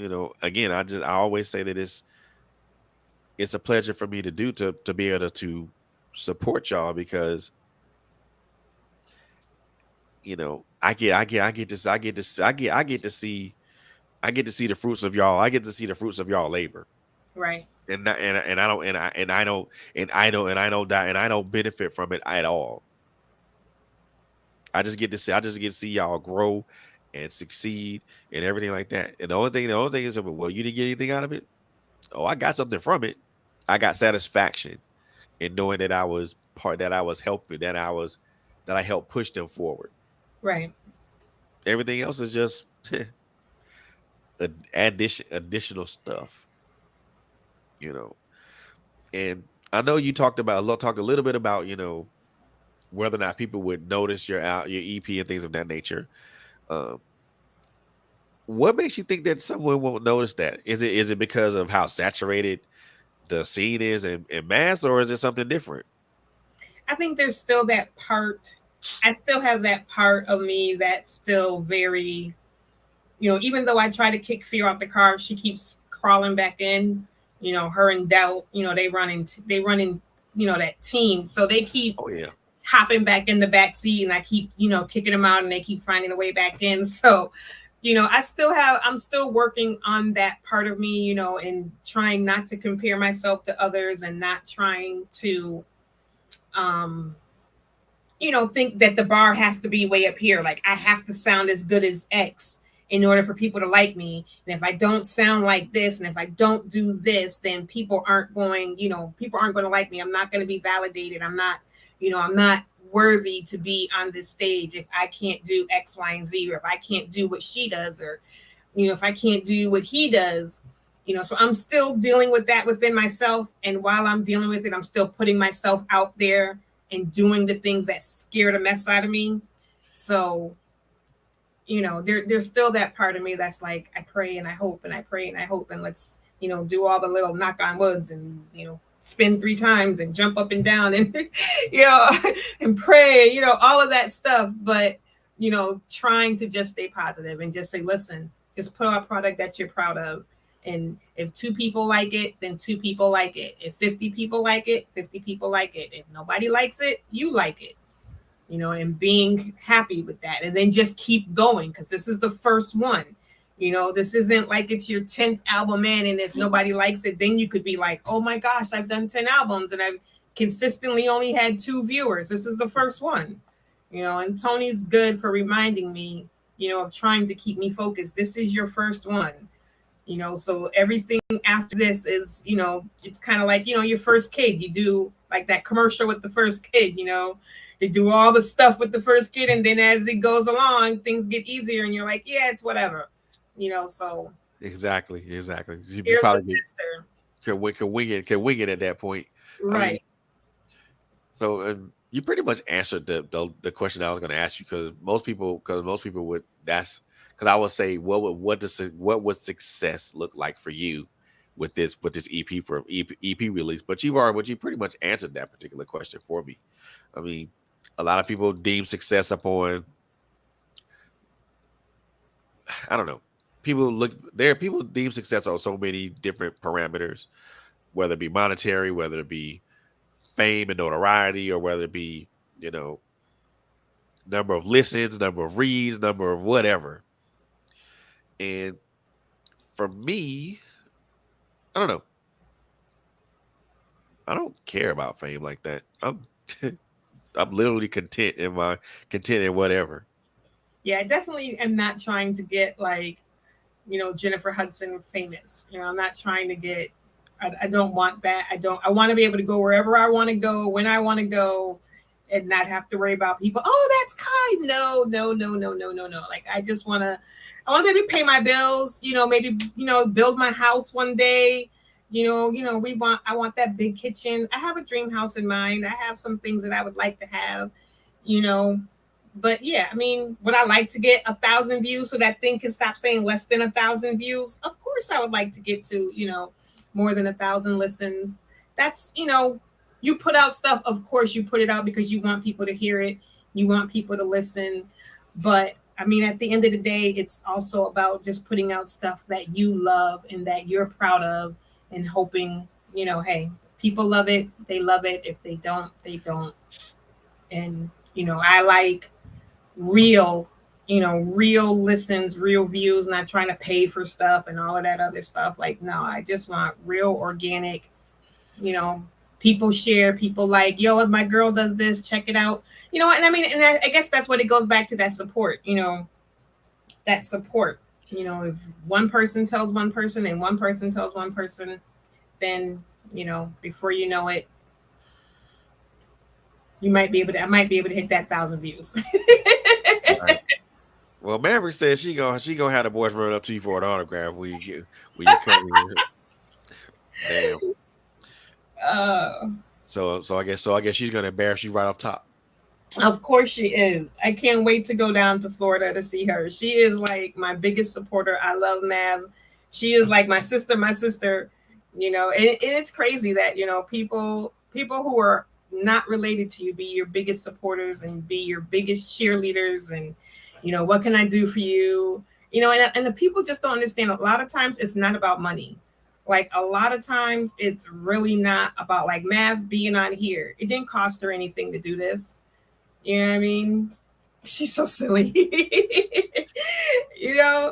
Just sharing stuff, man. Whenever I'm live, she's always there. Even if she's got this big plot of land and she's farming and all of this other stuff. But her and the boys, when I had my jewelry business, the boys would wear my necklaces and take pictures in them. I mean, that didn't cost her anything. A lot of times it's just support. I can't go, but I'll share your live. I can't go, but I'll share your post. I can't go, but I'll let some of my friends know they might be able to go. You know, that means a whole lot to people because I don't know who you know. Exactly. Exactly. And word of mouth goes a long way with stuff like that. Now, if you do get Jennifer Hudson famous, and there's a possibility of that. How would you look at that? How would you approach that? I would not even begin to know. I would probably be telling Tony to pinch me every single day because I probably would not believe it. Like, I definitely would. I would be waiting for the other shoe to drop. Like, wake up, Kai, wake up, Kai. Like, goodness, I wouldn't know what to do. I know what I do. Obscurity. Well, Tony would definitely be able to write his books. That's all he wants to do anyway, is write. He would definitely be able to write. We'd be, definitely living our dreams, writing, turning his books. I can't wait till he finishes his book so we can turn that into a movie because that is going to be awesome. And he writes. I get so jealous of my husband. Jealous in a good way, but he writes the way he sings. It's just perfect. He sings and then he does his double layers and they're like spot on and his notes are just spot on and I'm just like, I can't stand you. But yeah, and then when he writes, it's so visual, but we support each other, one's up, one's down, one's good at this, one's good at that. So that's why we make a good team. Huh. Tag team like the Road Warriors, like the Rock and Roll Express, I mean, like the Usos and stuff like that. I mean, hey, it works. It really does. It really does work when you do have that person that you can bounce ideas and energy off of, and they respond with positive energy and feedback. Even though you might not look at it as positive energy and feedback, you're like, if you don't stop jumping on me, please and thank you.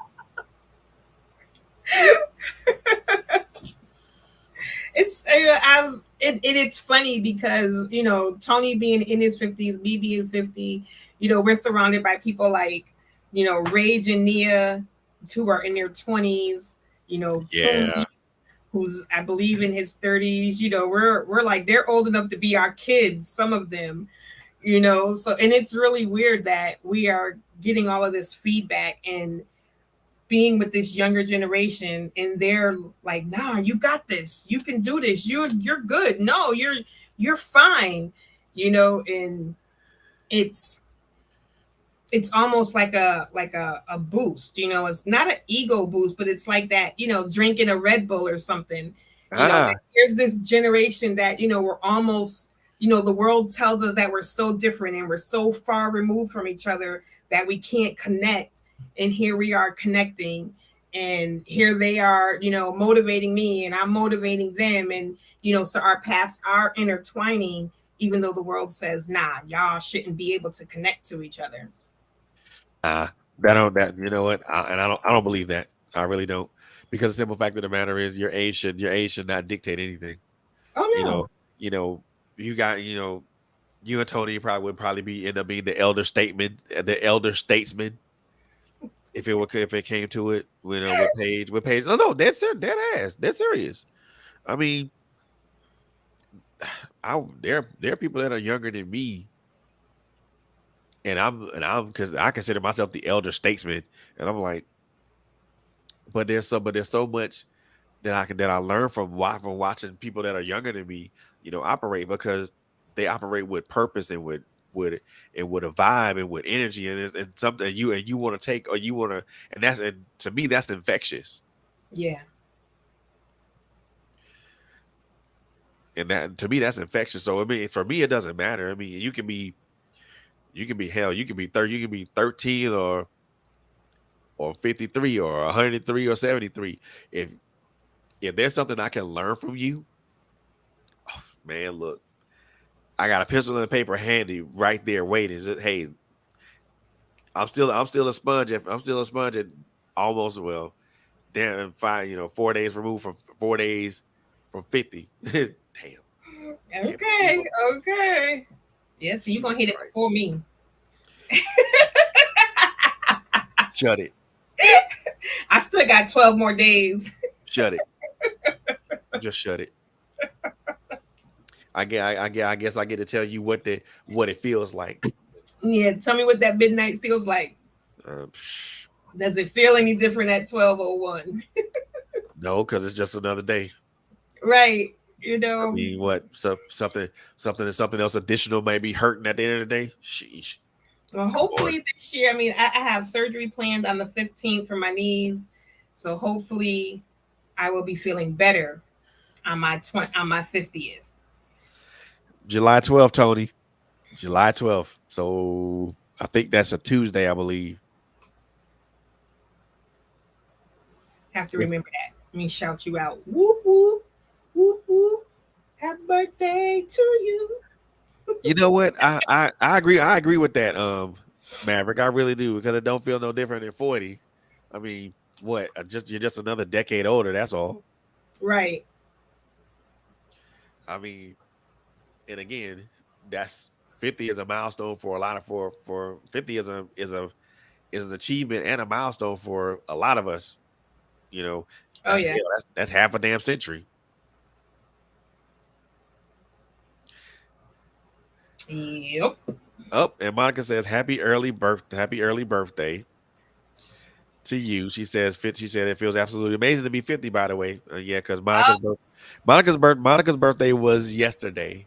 Oh, happy birthday. My son's birthday is tomorrow. My baby will be 19 tomorrow. Ooh, Lord have mercy, Jesus.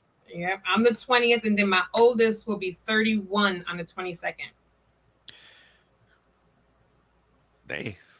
My God. A bunch of cancers running around the house. Hey. So the house was an emotional wreck. Hey. Oh. Hey. Nothing wrong being a Cancer, you know? Happy birthday, Monica. Yes. Yes, Nothing wrong indeed. with being a Cancer, because listen, we are loyal. We love hard. We are nurturing. We will give you the shirts off our back, but like you can't mess with us but one too many times before we is just like done. The claws do come out. Yep. And once the claws come out, like we will never look at you the same. Yep. Them claws come out.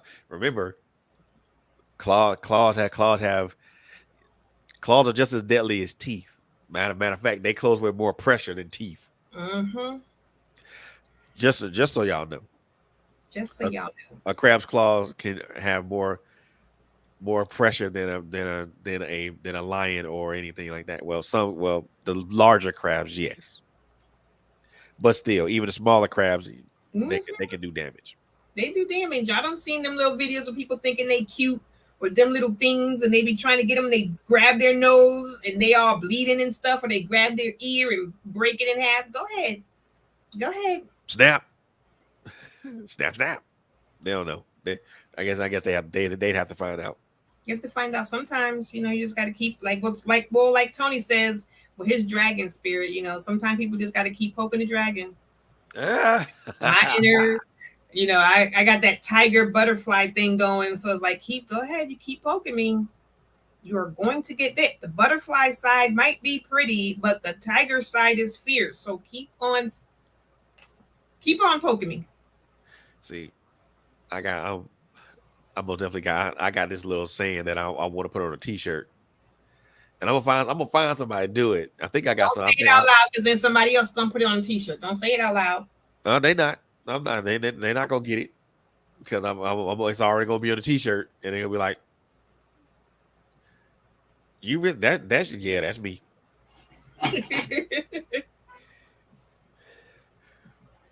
That's me. Tony said he definitely know. Shh. My pictures don't come out for you. Cut it out. That's a lie. No, you didn't tell that, Fed. I love my boo. Yeah. You can that don't mean the pictures don't come out though. They do. I mean, I we are all human. We all err. We all have our bad days. It happens. There is no relationship that is perfect. I refuse to, when people be like, "Oh no, we don't argue." I'm like, somebody ain't being honest. It don't have to be a yelling, screaming match. Like, yeah, everybody doesn't have to get to that point where it's yelling, screaming, and throwing things, but everybody has disagreements. Nobody's relationship is all, roses and strawberries and, oh, hey, my boo, yeah. Like, no. Mm-mm. So, word of warning from a Cancer: don't do anything for those pictures to come out. Yeah. Mm-mm. Because when they do, that's kind of like, let's just say you signed yourself up for something you probably didn't want to sign up for. Mm-hmm. I'll say that. Because cancer folks, staunchly loyal, and will defend that person, will defend the person that they love and that they're loyal to the last. Yeah. So anybody thinks that a Cancer is gonna be an easy fight? Nah, bruh. Pack a lunch. Yeah. Pack a lunch, because it's gonna be a long day. Yep. Yeah, but we're worth it. But we are definitely worth it. We're worth it. And it takes a special person, but we're definitely worth it. I know it's a hard task, Tony, but yeah, y'all been married together for this time, so I'm pretty sure I'm pretty sure you knew what that was when you signed up. If he didn't know when he signed up, he knew within the first 6 months. He knew. We laid the cards on the table within the first 6 months. I'm more like I probably gave it less than that. Maybe, yeah. 2 months. I'm sorry, Tony. This is two cancers. This two cancers talking. I told him I wanted to move. I was planning on moving out of state, and I was like, "Do you have are you stuck here? Like, is this you don't want to move?" And he was like, "If I don't want to move, what does that mean? It means we ain't gonna be together." Like, oops. I want to move out of state. If you don't want to move out of state, why would I waste my time? And I think at that point, that was like the beginning of the turn for me with my relationship. Like, I had never really been comfortable with like speaking my mind, but yeah, Tony was like the first person. That was like the first moment where I really like with him, like spoke my mind, was like, this is what I want. I told him I wasn't gonna be your girlfriend forever. You got 2 years to wife me or I'm done. Like, I was done. I was like, listen, you got 2 years to decide if you want to wife me. If you don't, I'm out. Damn. Lay it out the gauntlet. I mean, I think we don't speak these things and we just wait. Like, we don't say what it is we want. You know what I mean? We don't, like, when we were younger, we did that talking. We're talking, then we're dating, then we moved on. And now people meet, say hi, and now that's my man. And you don't know, even know his last name. You don't know if she got kids, but that's your girlfriend. You know what I mean? Like, and they don't ask each other questions. You don't know if she want to get married. You don't know if he want to get married. You don't know. Ooh, Lord. anything about them, how many ex-girlfriends he had, none of that. They don't ask none of those types of questions no more. And you would save yourself a whole lot of heartbreak, brothers and sisters, if y'all just talk. Yes, get the hard questions out the way. Them first couple of dates, why are you waiting? Y'all ain't supposed to say all that stuff on the first date. Why? Why not? Like, why you talking to somebody and you want to get married and he don't? Why would you not get that out the way? Now, I don't want kids. I definitely want kids. Nice meeting you. Have a nice life. You just saved yourself the heartbreak. Well, well, go ahead, Monica. Get it out the way, girl. I mean, Tony and I were like, we went through premarital counseling. We did all of that, and they told us straight up, y'all are a great couple. These two areas are going to be your issues, and those two areas have been the only issues that we've had when it comes to finances and around the children. Because, I was a single mother for the majority of my life. When Tony came along, my youngest was 6 and my oldest was 18. So I had been a single mother. So, and I wanted that head of the household figure, but, it's hard to be a single mother and then turn that over to someone else. And it was also hard for the kids too. They love Tony now, but it was rough transition. It was a rough transition. And I mean, my son, he's basically raised my baby, all of his life for me. And Tony jumped right in, started going to school meetings with me and everything, right? Right away. But I had my own issues to deal with, so. Of course, as we all do, as we run this particular race called life. Yeah. So I do want to ask this question. This is one question I did not ask Tony, Tony, I apologize for not asking you this question, but I'm asking Kai this question. But next time me and you talk, I'm going to ask you the same question. So, as we get closer to the conclusion of this particular interview, I always talk to I always want to say, I always ask the one question of every guest. So we all know that life is this marathon, and all of us are running at different stages of it. So the beginning part where you're coming out the gate, then you have the middle part of it to where you're running strong and you're going at a good pace, and then more towards the end where you're still running at that same strong pace, but the finish line is right there close to you. You're close. You're getting close to the finish, and this race is about to end at some point. Looking at your life looking at your life overall, Mm-hmm. from the writing to music and to everything else that you've done, from the makeup thing, looking at your life as a whole. Now also looking at your immersion back into familiar yet unfamiliar territory. Where do you see what part of your race are you running? Are you at the beginning, or at the middle, or are you at toward the end? I think I'm in the middle. And I think I'm in the middle because I'm finally getting to a spot where I'm comfortable with me. I'm comfortable with my surroundings. I'm comfortable in my skin. I'm comfortable with where my life is heading. I know where my life is, where I want it to go, and I have a plan to get me there. And I'm working that plan. I have, a good support system. I have all of the things that I didn't have when I was younger that I always wanted. Right. So now I feel like I have that. So I think I'm in that, like you said, that middle comfortable space where you just kind of just move along. So I think that's kind of where I am right now. There you go. So I get it. So yeah, the middle is for him. Tony said the middle is for him. There's a lot left to do. Yep, and I get that. Yeah, because a lot of us, I think, once we hit that particular part, we know that we still have a lot in our tank. Yeah. And we feel there's a lot more to contribute. I think I could say, if someone asked me that question, I would say I'm in the middle too.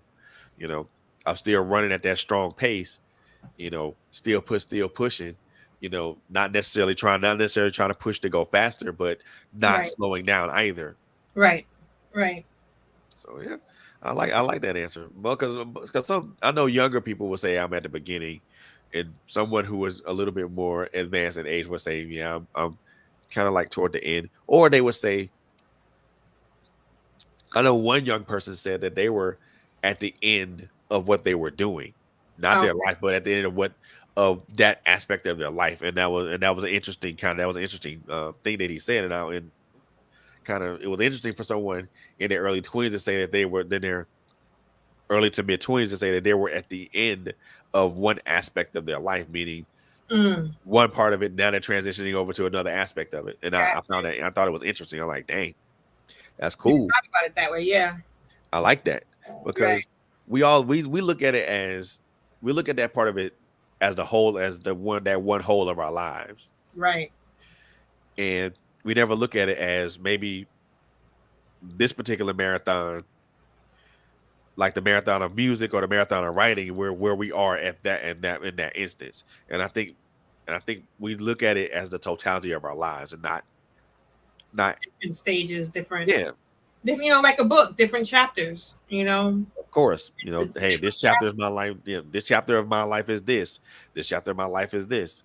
And okay, that chapter's already been written. It's already published. Now I'm writing something completely different altogether now. Right. Right.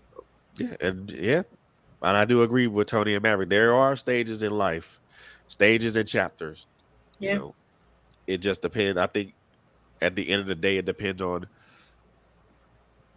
which chapters should have the end to them and which chapters should have not necessarily once upon a time, Right. Right. because once upon a time that's some fairy tale stuff, and we don't live No, we that's don't live in fairy tales. right. I wish I could rewrite some of my chapters too. No, you don't. You kind of don't want to do that because I'm pretty sure those chapters are the ones that some of the chapters you may be talking about, Maverick, is probably some of the ones that you probably learned the most from. Mm, that's true. That's true. And I always think about that. Like if I rewrote some things, there's some things that probably I would not be right now or would not have happened. Like if you could get rid of the bad stuff, would I still be the same person I am today? Nope, the bad stuff helped grow. The bad stuff is what Right. helped grow you. And it doesn't mean that my life would have been easier. It doesn't No, mean that I wouldn't have made different mistakes. Like if I'd have went right to college like I was supposed to, we think everything would have been okay, but I would have probably made different mistakes at college. true. I mean, and I think we think about that in some instances, especially when it comes to like certain aspects of our life. Um, I say if I'd stayed in the military, my life would have took a way different direction. However, I didn't, and my life took the direction that it's currently on now. I'm I'm not mad about that because what happens. Right. And at the end of the day, I'm where I'm supposed to be Right. at this date and time at this stage of my life. I'm where I'm supposed to be. I'm exactly where I'm supposed to be. Now, could I be higher or lower? Higher and lower are kind of like those. I don't know. Those are higher and lower of like fine measurements, and I don't measure my life by fine measurements. Some people do that, and that's to me that's annoying. But that's just me. I don't measure my life in fine measurements. I don't because to do that, to measure it in inches and centimeters, and dude, Right. That gets annoying after a while, Yeah, it does. Yeah.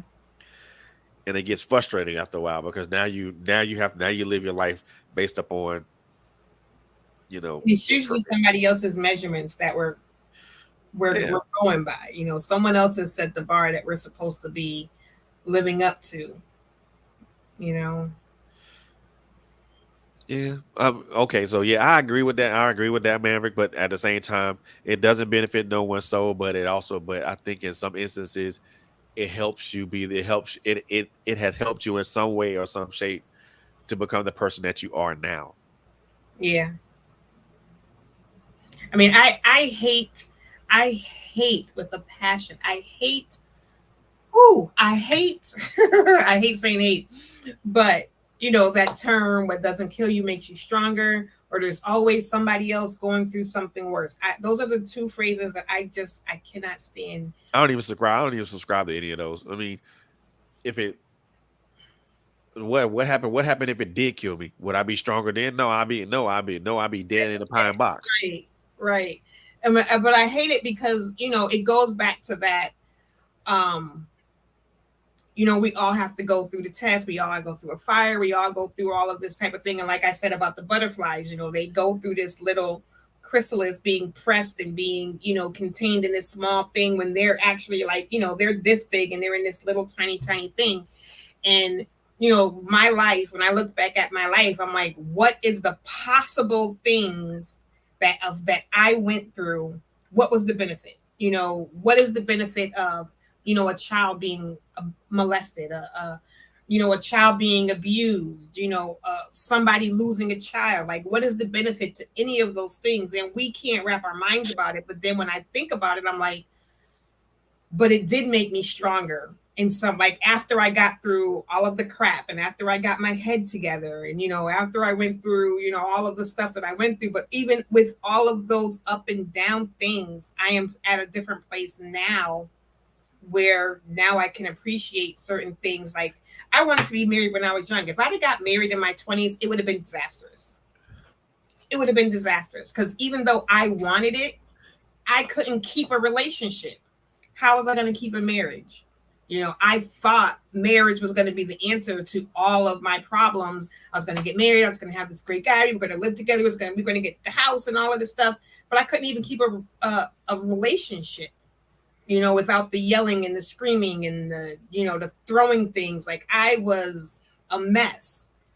And it took me a while to get through all of that and to do all of that growing and to come out of the trauma that I was in.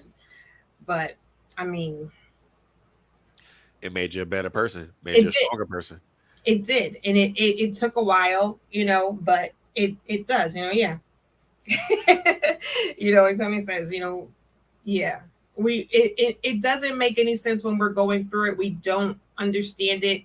But Tony had just said this to me yesterday. We were talking. If all we ever have is good things happen to us, we will never understand failure. We'll never understand when something bad does happen, when we don't get the raise, when we don't get the job. If everything is always just yes, yes, yes, that's it. Everything is just always falling in place and nothing ever happens to us. When something finally does happen, it's that's when people jump out of windows and things, because they just don't understand. They have never learned that. So just like a child falling down and scraping their knee, and all those are all things that we have to learn and go through. Yep. I always say this, and I say this to Monica all the time. Well, as much as I can. A rose is still beautiful even with thorns. Yep. So it doesn't matter. So it doesn't matter if the rose has thorns on it. It's still beautiful even with the thorns on the stem. Right.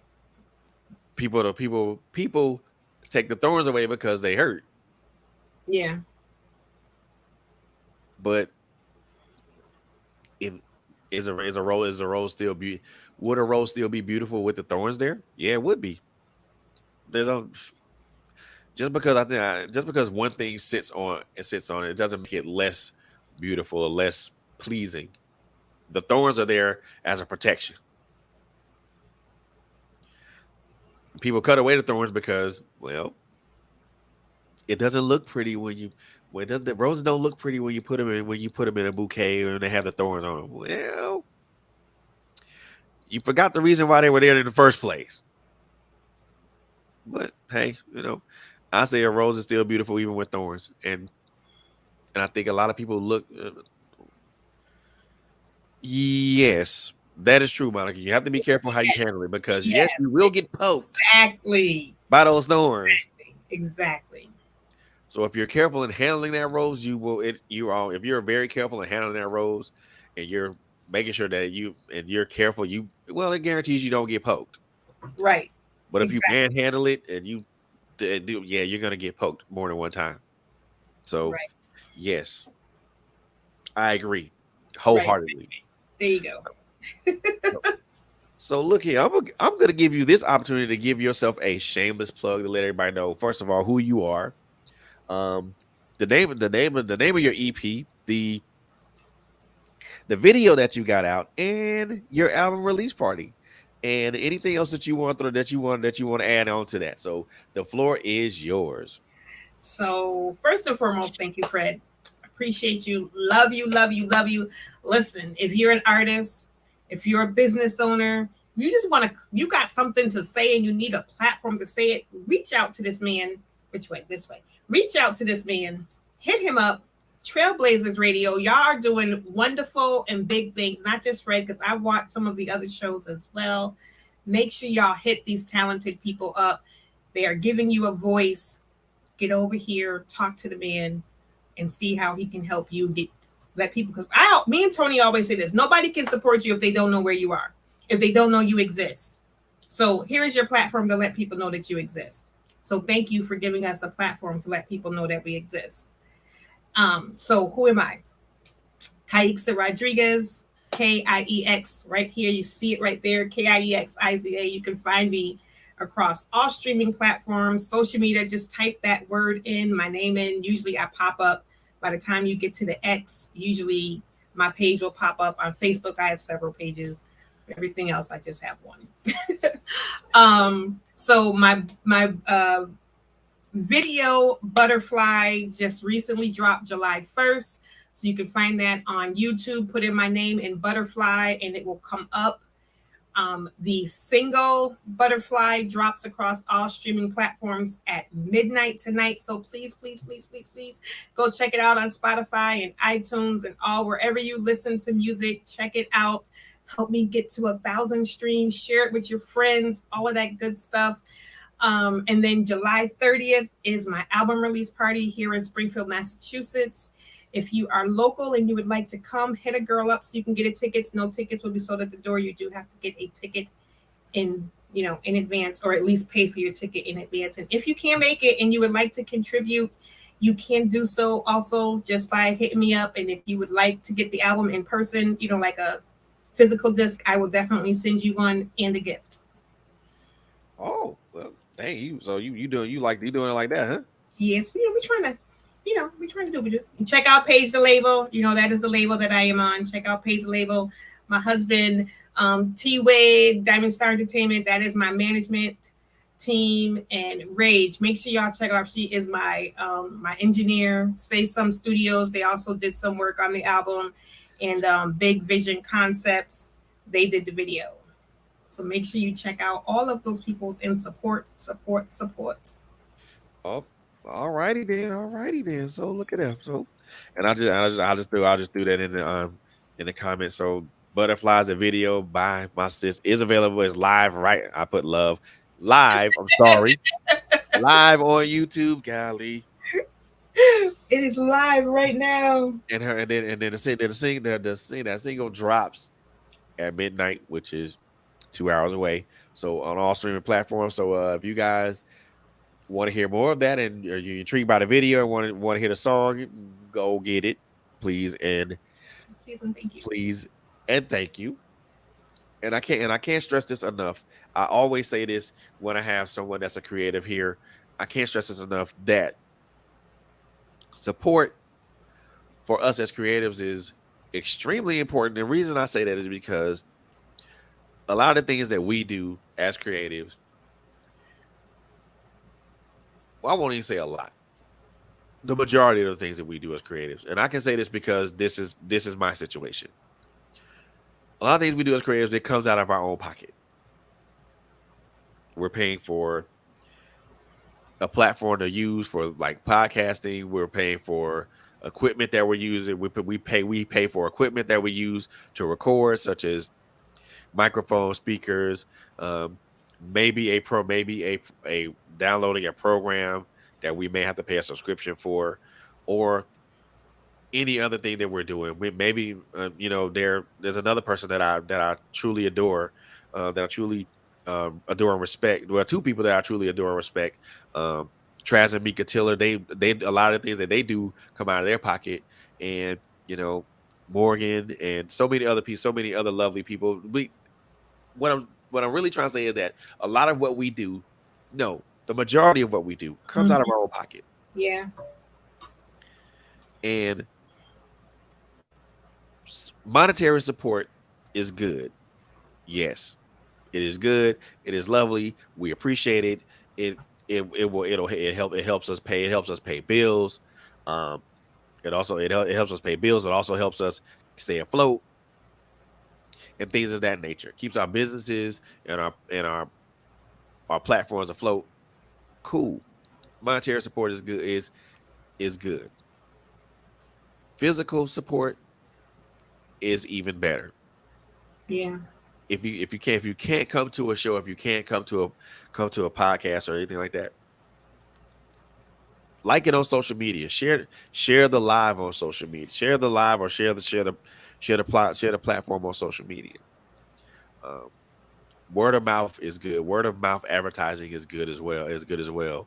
You know, the best advertising that I've heard that I've heard of and I know that works is word of mouth advertising. Yeah. Tell somebody about a platform. Tell somebody about an artist. Tell somebody about a playwright. Tell somebody about a content creator. Um, it goes a long way. It really does. And I say that because you know, as a person who is a podcaster but also a writer and things of that nature, I make sure that I go out my way to support all those all the people that I mentioned on my Facebook post. Um, and then there's so many more people that I support that I didn't mention on my Facebook post. Um, and that support is irrespective is irrespective if they will support me or not. I'm going to support them regardless. Right. So support goes a long way. Money is good. That's good and things of that nature. And trust and believe. I don't know about nobody else, but if you send me monetary support, I'll accept it. I'm not gonna turn it down or Of nothing course. like that. But no, I won't. But No. the I other mean, type of yeah, but those things too, but yeah. but, but showing support in a way of like a book review or maybe an album review or just watching a video on YouTube, maybe even thinking about subscribing to the channel, to a YouTube channel, or or Liking and commenting is huge. Like a lot of people will watch stuff but never hit that like button or never like say. I mean, never it could just comment be on it. like a comment that says "Wow" or "That's cool." It's funny. You'll see people, they'll have like 500 views but two comments. It's like, wow, you watched the whole thing, but you didn't like Say you couldn't anything. say anything. You couldn't click the let me know if you like it or don't like it. A lot of us really look forward to that comment so that even if it's good or bad, like when I was an author, I took the good with the bad, and I let me learn something. You didn't like what part of my book didn't you like? Why didn't you like it? Let me know so that I can make the next one better. Exactly. Exactly. What reviews and comments, they help us more than you know. They help us be better. They help us become better musical artists. They help us become better podcasters, better authors, better content creators, and or whatever we as creative, whatever we're doing as creative. Right, And I have to say that, I have to say that, and I will continually say it as long as I need to say it because it's important. right, It's very important, and it needs to be said. I'll continue to say it, speaking to the Rathers, because not too many people will say something like that and be sincere with it. But I'm extremely sincere with that because you can like you said, someone can watch a video, can have 1,000 views, but maybe one comment. Dude, you watched the whole thing. You didn't. What there was there had to be something you liked or disliked about it. right.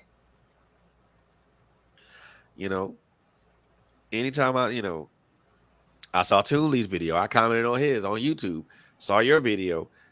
commenting on YouTube because I mean, don't and for me, it's kind of like something that's already it's for me supporting somebody is already muscle memory, especially when it's somebody that I know that I like and that I respect.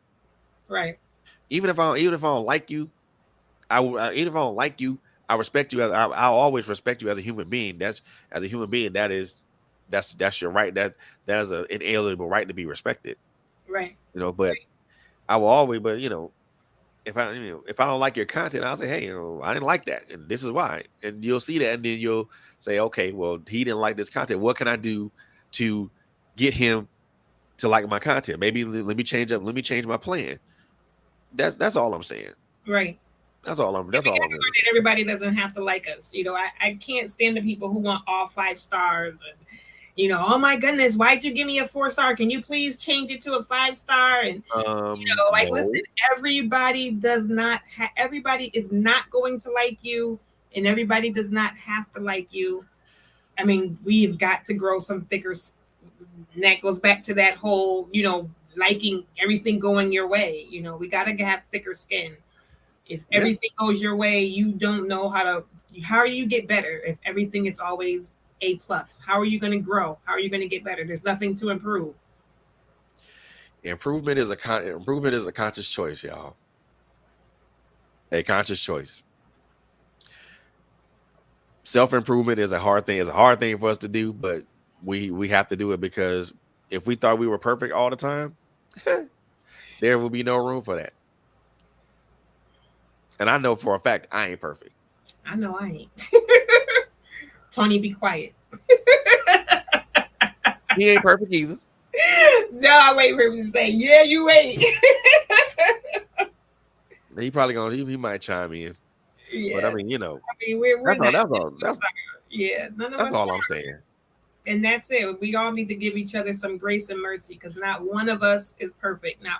Not one of us alive is perfect. We all make mistakes. We all do things that hurt each other's feelings. We all say things we shouldn't say. We've all told lies. Like, come on, there's nobody's living that. I don't care if it's a little so-called white lie. I told my girl she looked nice in that dress and I really didn't like it. Well, guess what? That was still a lie. So just stop. We all do things. We all have said things. We've all unintentionally unintentionally done things. So just get over yourself. That's right. Get over yourself and run it and run it. But that's all I want to say, man. But hey, again, just letting you guys know. Hey, first of all, before we even end this, I want to reiterate what Kai said earlier. Hey, Butterfly, the video is out on YouTube right now. Go check it out. Please comment on the video. Please and thank you. Please and thank you. The single Butterflies will be out in less than 2 hours. So that'll be hour and a half. An hour and a half. So on other streaming platforms, if you do have Apple iTunes, it is probably more likely it's out now. Again, like, comment, tell the person what you like, tell the artist what you know, what you like and what you don't like about it. So that way come next time it can be improved. Next time there's an improvement. There we go. And keep a lookout for her books. Those will be coming, but not right now. They're coming. They're coming though. They're coming. They're coming. And then check her out on Instagram. She does a lot of stuff on Instagram. She still does her makeup videos. I don't think she does them as often as she did before. That was the other thing. I am getting back into them. I just got back into being a brand ambassador for a couple of makeup brands, so Wonderfully Made and Beauty Queen Cosmetics. So you will start seeing me more live. So if you check out my Facebook page, again, Kaiksa, or if you check out those 2 pages on Facebook, you will start seeing me weekly now, dropping some makeup content.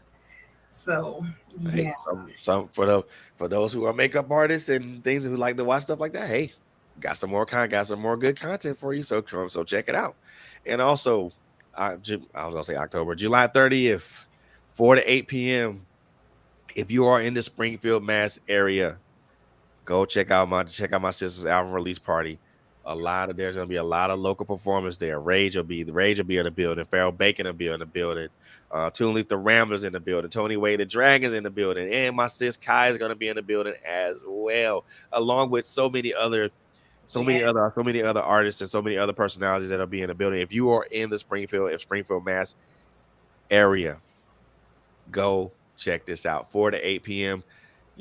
18 plus. So that means it is friendly for the younger folks, but also grown enough for the grown and sexy folks too. So Yep. so make sure y'all go check that out, man. If you are in the mass area, please go check that out, man. And Out. before we go, I do want to give another a quick announcement, and this is for my brother, Mr. Russell Tyson, the playwright of Atlanta, which he calls himself, and for obvious reasons. So,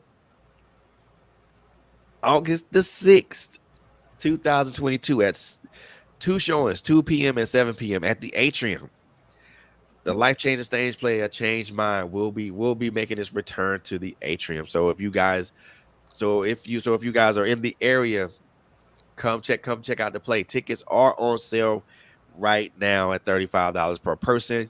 There are limited group rates available. You would need to go to the website to check out those group rates.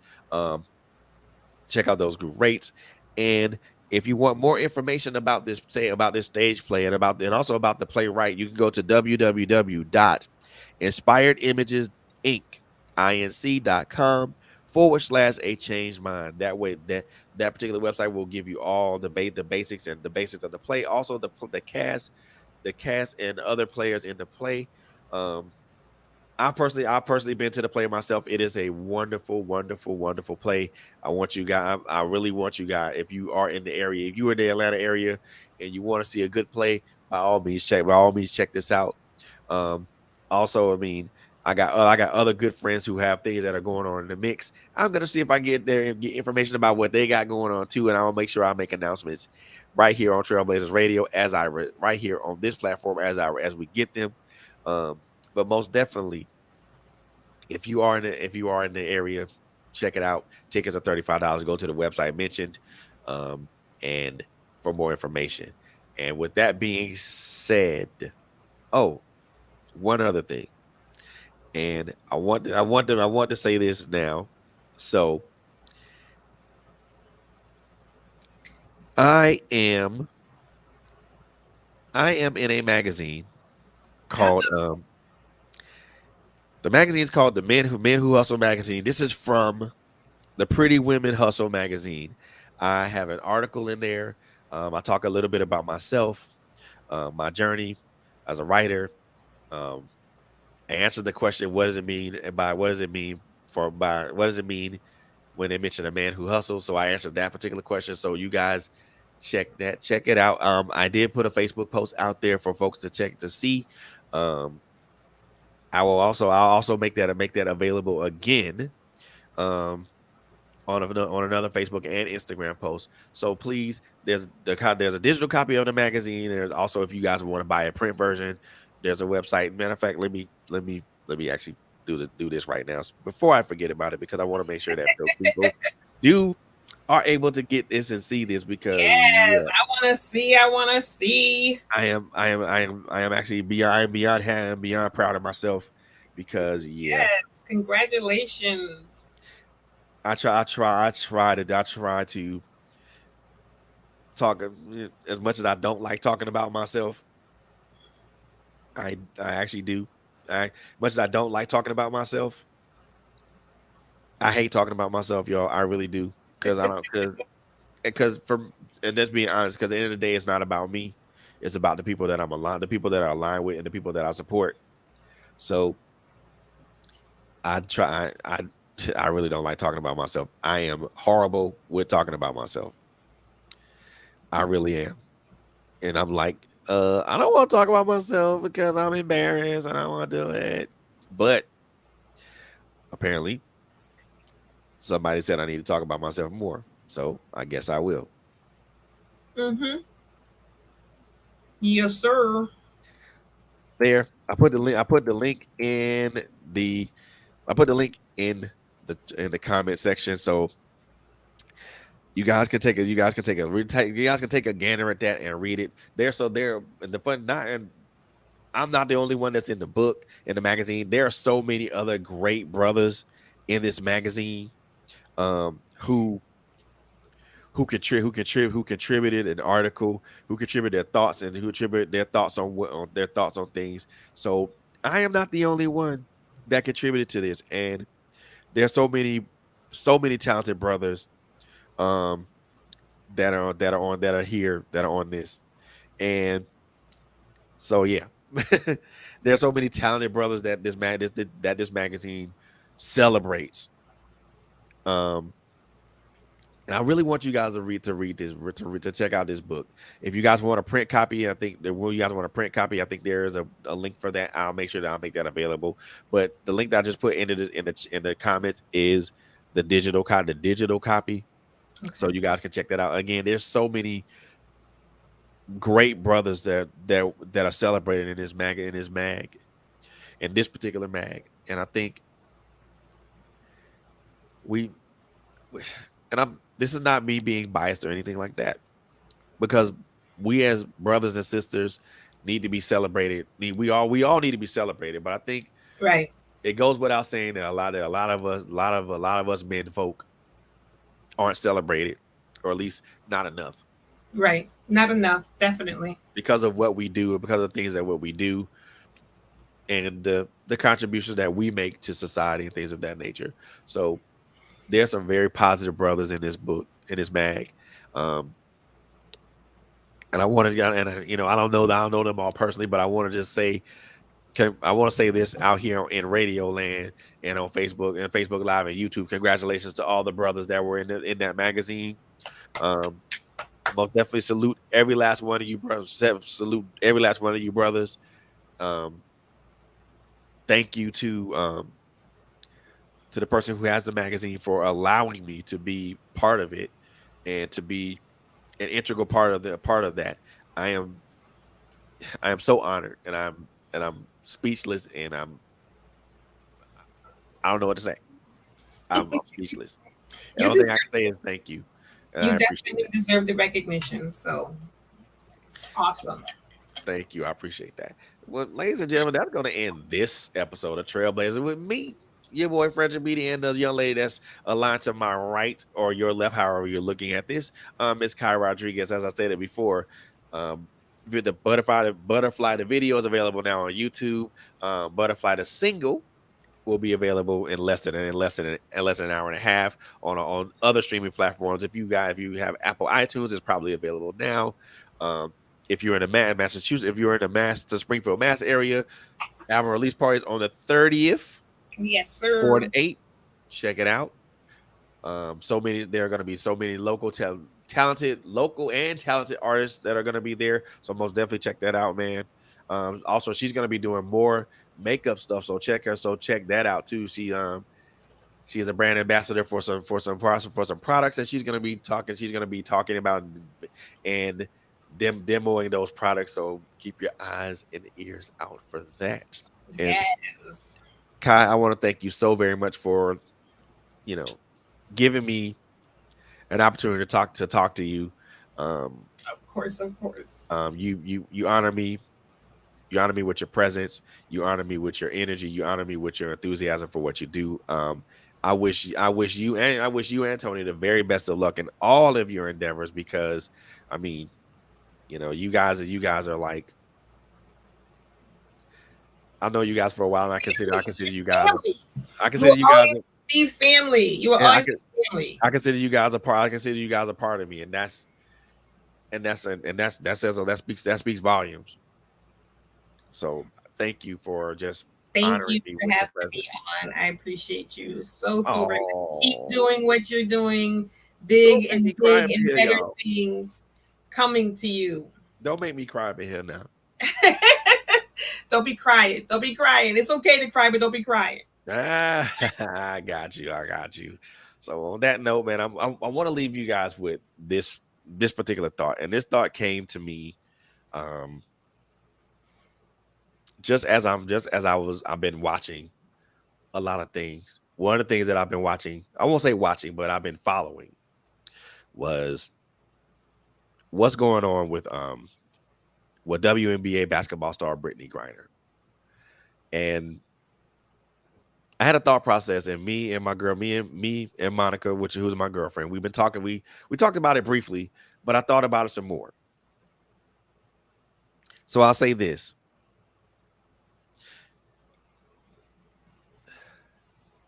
And I'm gonna say this. I want to be respectful of the people that I'm aiming this at, not at, but I'm saying it to, because it speaks to a lot of things. One of those things is the value of a woman, and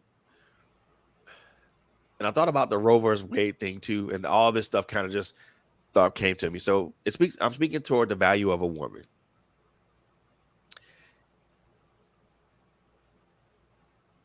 It's times have really changed when a woman's when a woman is devalued so much that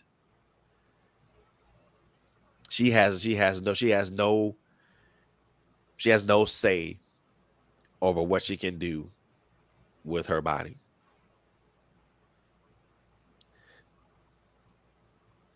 A woman has been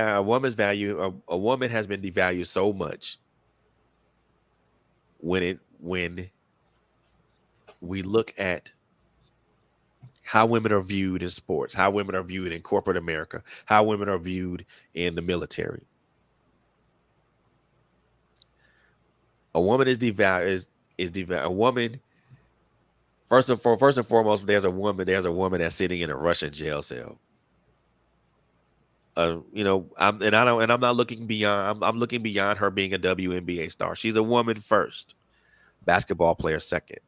She's also a wife. But what irks me is the simple fact that a black woman is been devalued so much that there's no respect. There's little to no respect for a black woman.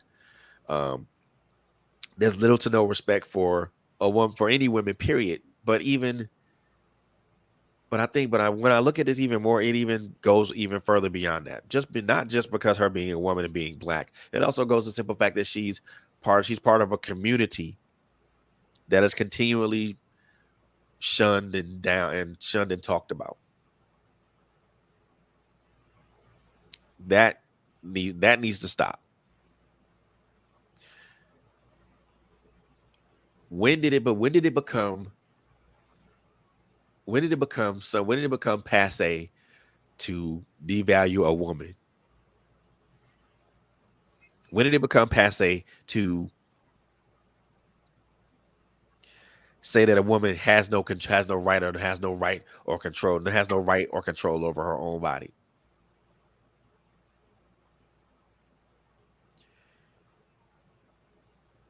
When did it become passe to look at a black woman, a woman that's part of the LGBTQ community that's sitting in a Russian jail, they're sitting in a Russian prison or jail right now, and probably in fear for her own life, and probably just scared out of her mind? When did it become passe to devalue a woman in that manner?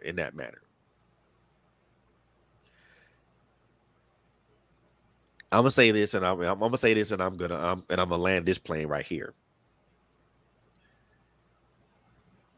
A woman's value. A woman is invaluable. Mm-hmm. A woman's worth has no value. There's no number that you could quantify it with. So when old decrepit and craggy white men decided that a woman had no value, that's a woman has no value or has no right to the decisions of her own body, or has no value, period. That's where I, as a man, draw the line. Because at the end of the day, it was a woman that birthed you. Something for y'all to think about. Not trying to be a Debbie Downer on such an auspicious and exciting show, but I just wanted to get that particular part of it off my chest. You know, when men decide it was okay, when men make decisions on a woman's body, I have an issue with that, and I draw the line there. So, on that note, back to the positive thing, back to being happy now. But that's gonna end this episode of TrailBlazerz Radio with me, your host Fredrick Beaty, and my beautiful sis Kie Rodriguez. Again, go check her out on all social media platforms. Go check out the video Butterflies on YouTube. Go check her out her music that's gonna be releasing soon. Look, y'all, this is a lady that this is one of several people that I highly respect, that I highly admire, and that I highly give kudos and props to all day, every day. Because not just because of what she does as far as doing things on social media, but because who she is as an individual. I got to know her as an individual way before I knew her as an author or as a brand ambassador for makeup or as a singer. So anytime she's in my presence or I'm in her presence, I'm going to speak highly of her. And I'm also going to speak highly of her husband too, because those are people that I've grown to respect and I've grown to admire. And these are people who I genuinely support. In addition to everyone else that I support. But these are people, everyone is someone that I genuinely support. These two people, I love them to life. I love you guys to life, man. There ain't nothing y'all can do about that right there. Well, Tony got you singing at the wedding, so I don't know what y'all doing. I mean, we'll figure it out. We'll figure it out. But that's gonna end this episode, y'all. Make sure you guys continue to follow us on social media: Facebook, Instagram, LinkedIn. Also check out our YouTube channel. We have a repository of all the episodes there. Also check out our audio podcasts, which are uploaded every Friday, which is something I'm probably gonna be doing anyway. Every Friday on Anchor, to be distributed on Spotify, Google Podcasts, Apple Podcasts, and anywhere you get audio podcasts. Make sure you follow us on those follow us and like us on those platforms. I really do appreciate the support. You guys are wonderful, wonderful, beautiful people, and I love you. I love all you. I love all you guys with the love of God, and ain't a damn thing y'all can do about that. And I always like to leave with one thing, with the three things I always say before I end every show. So number one, want you guys to love on each other. Number two, be good to each other. Number three, it is a crazy, crazy ass world out here.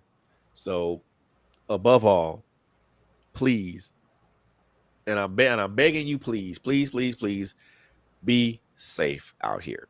be safe. Yes. Thank you guys so much. Enjoy your weekend, and we will see you again on the next go round. Peace.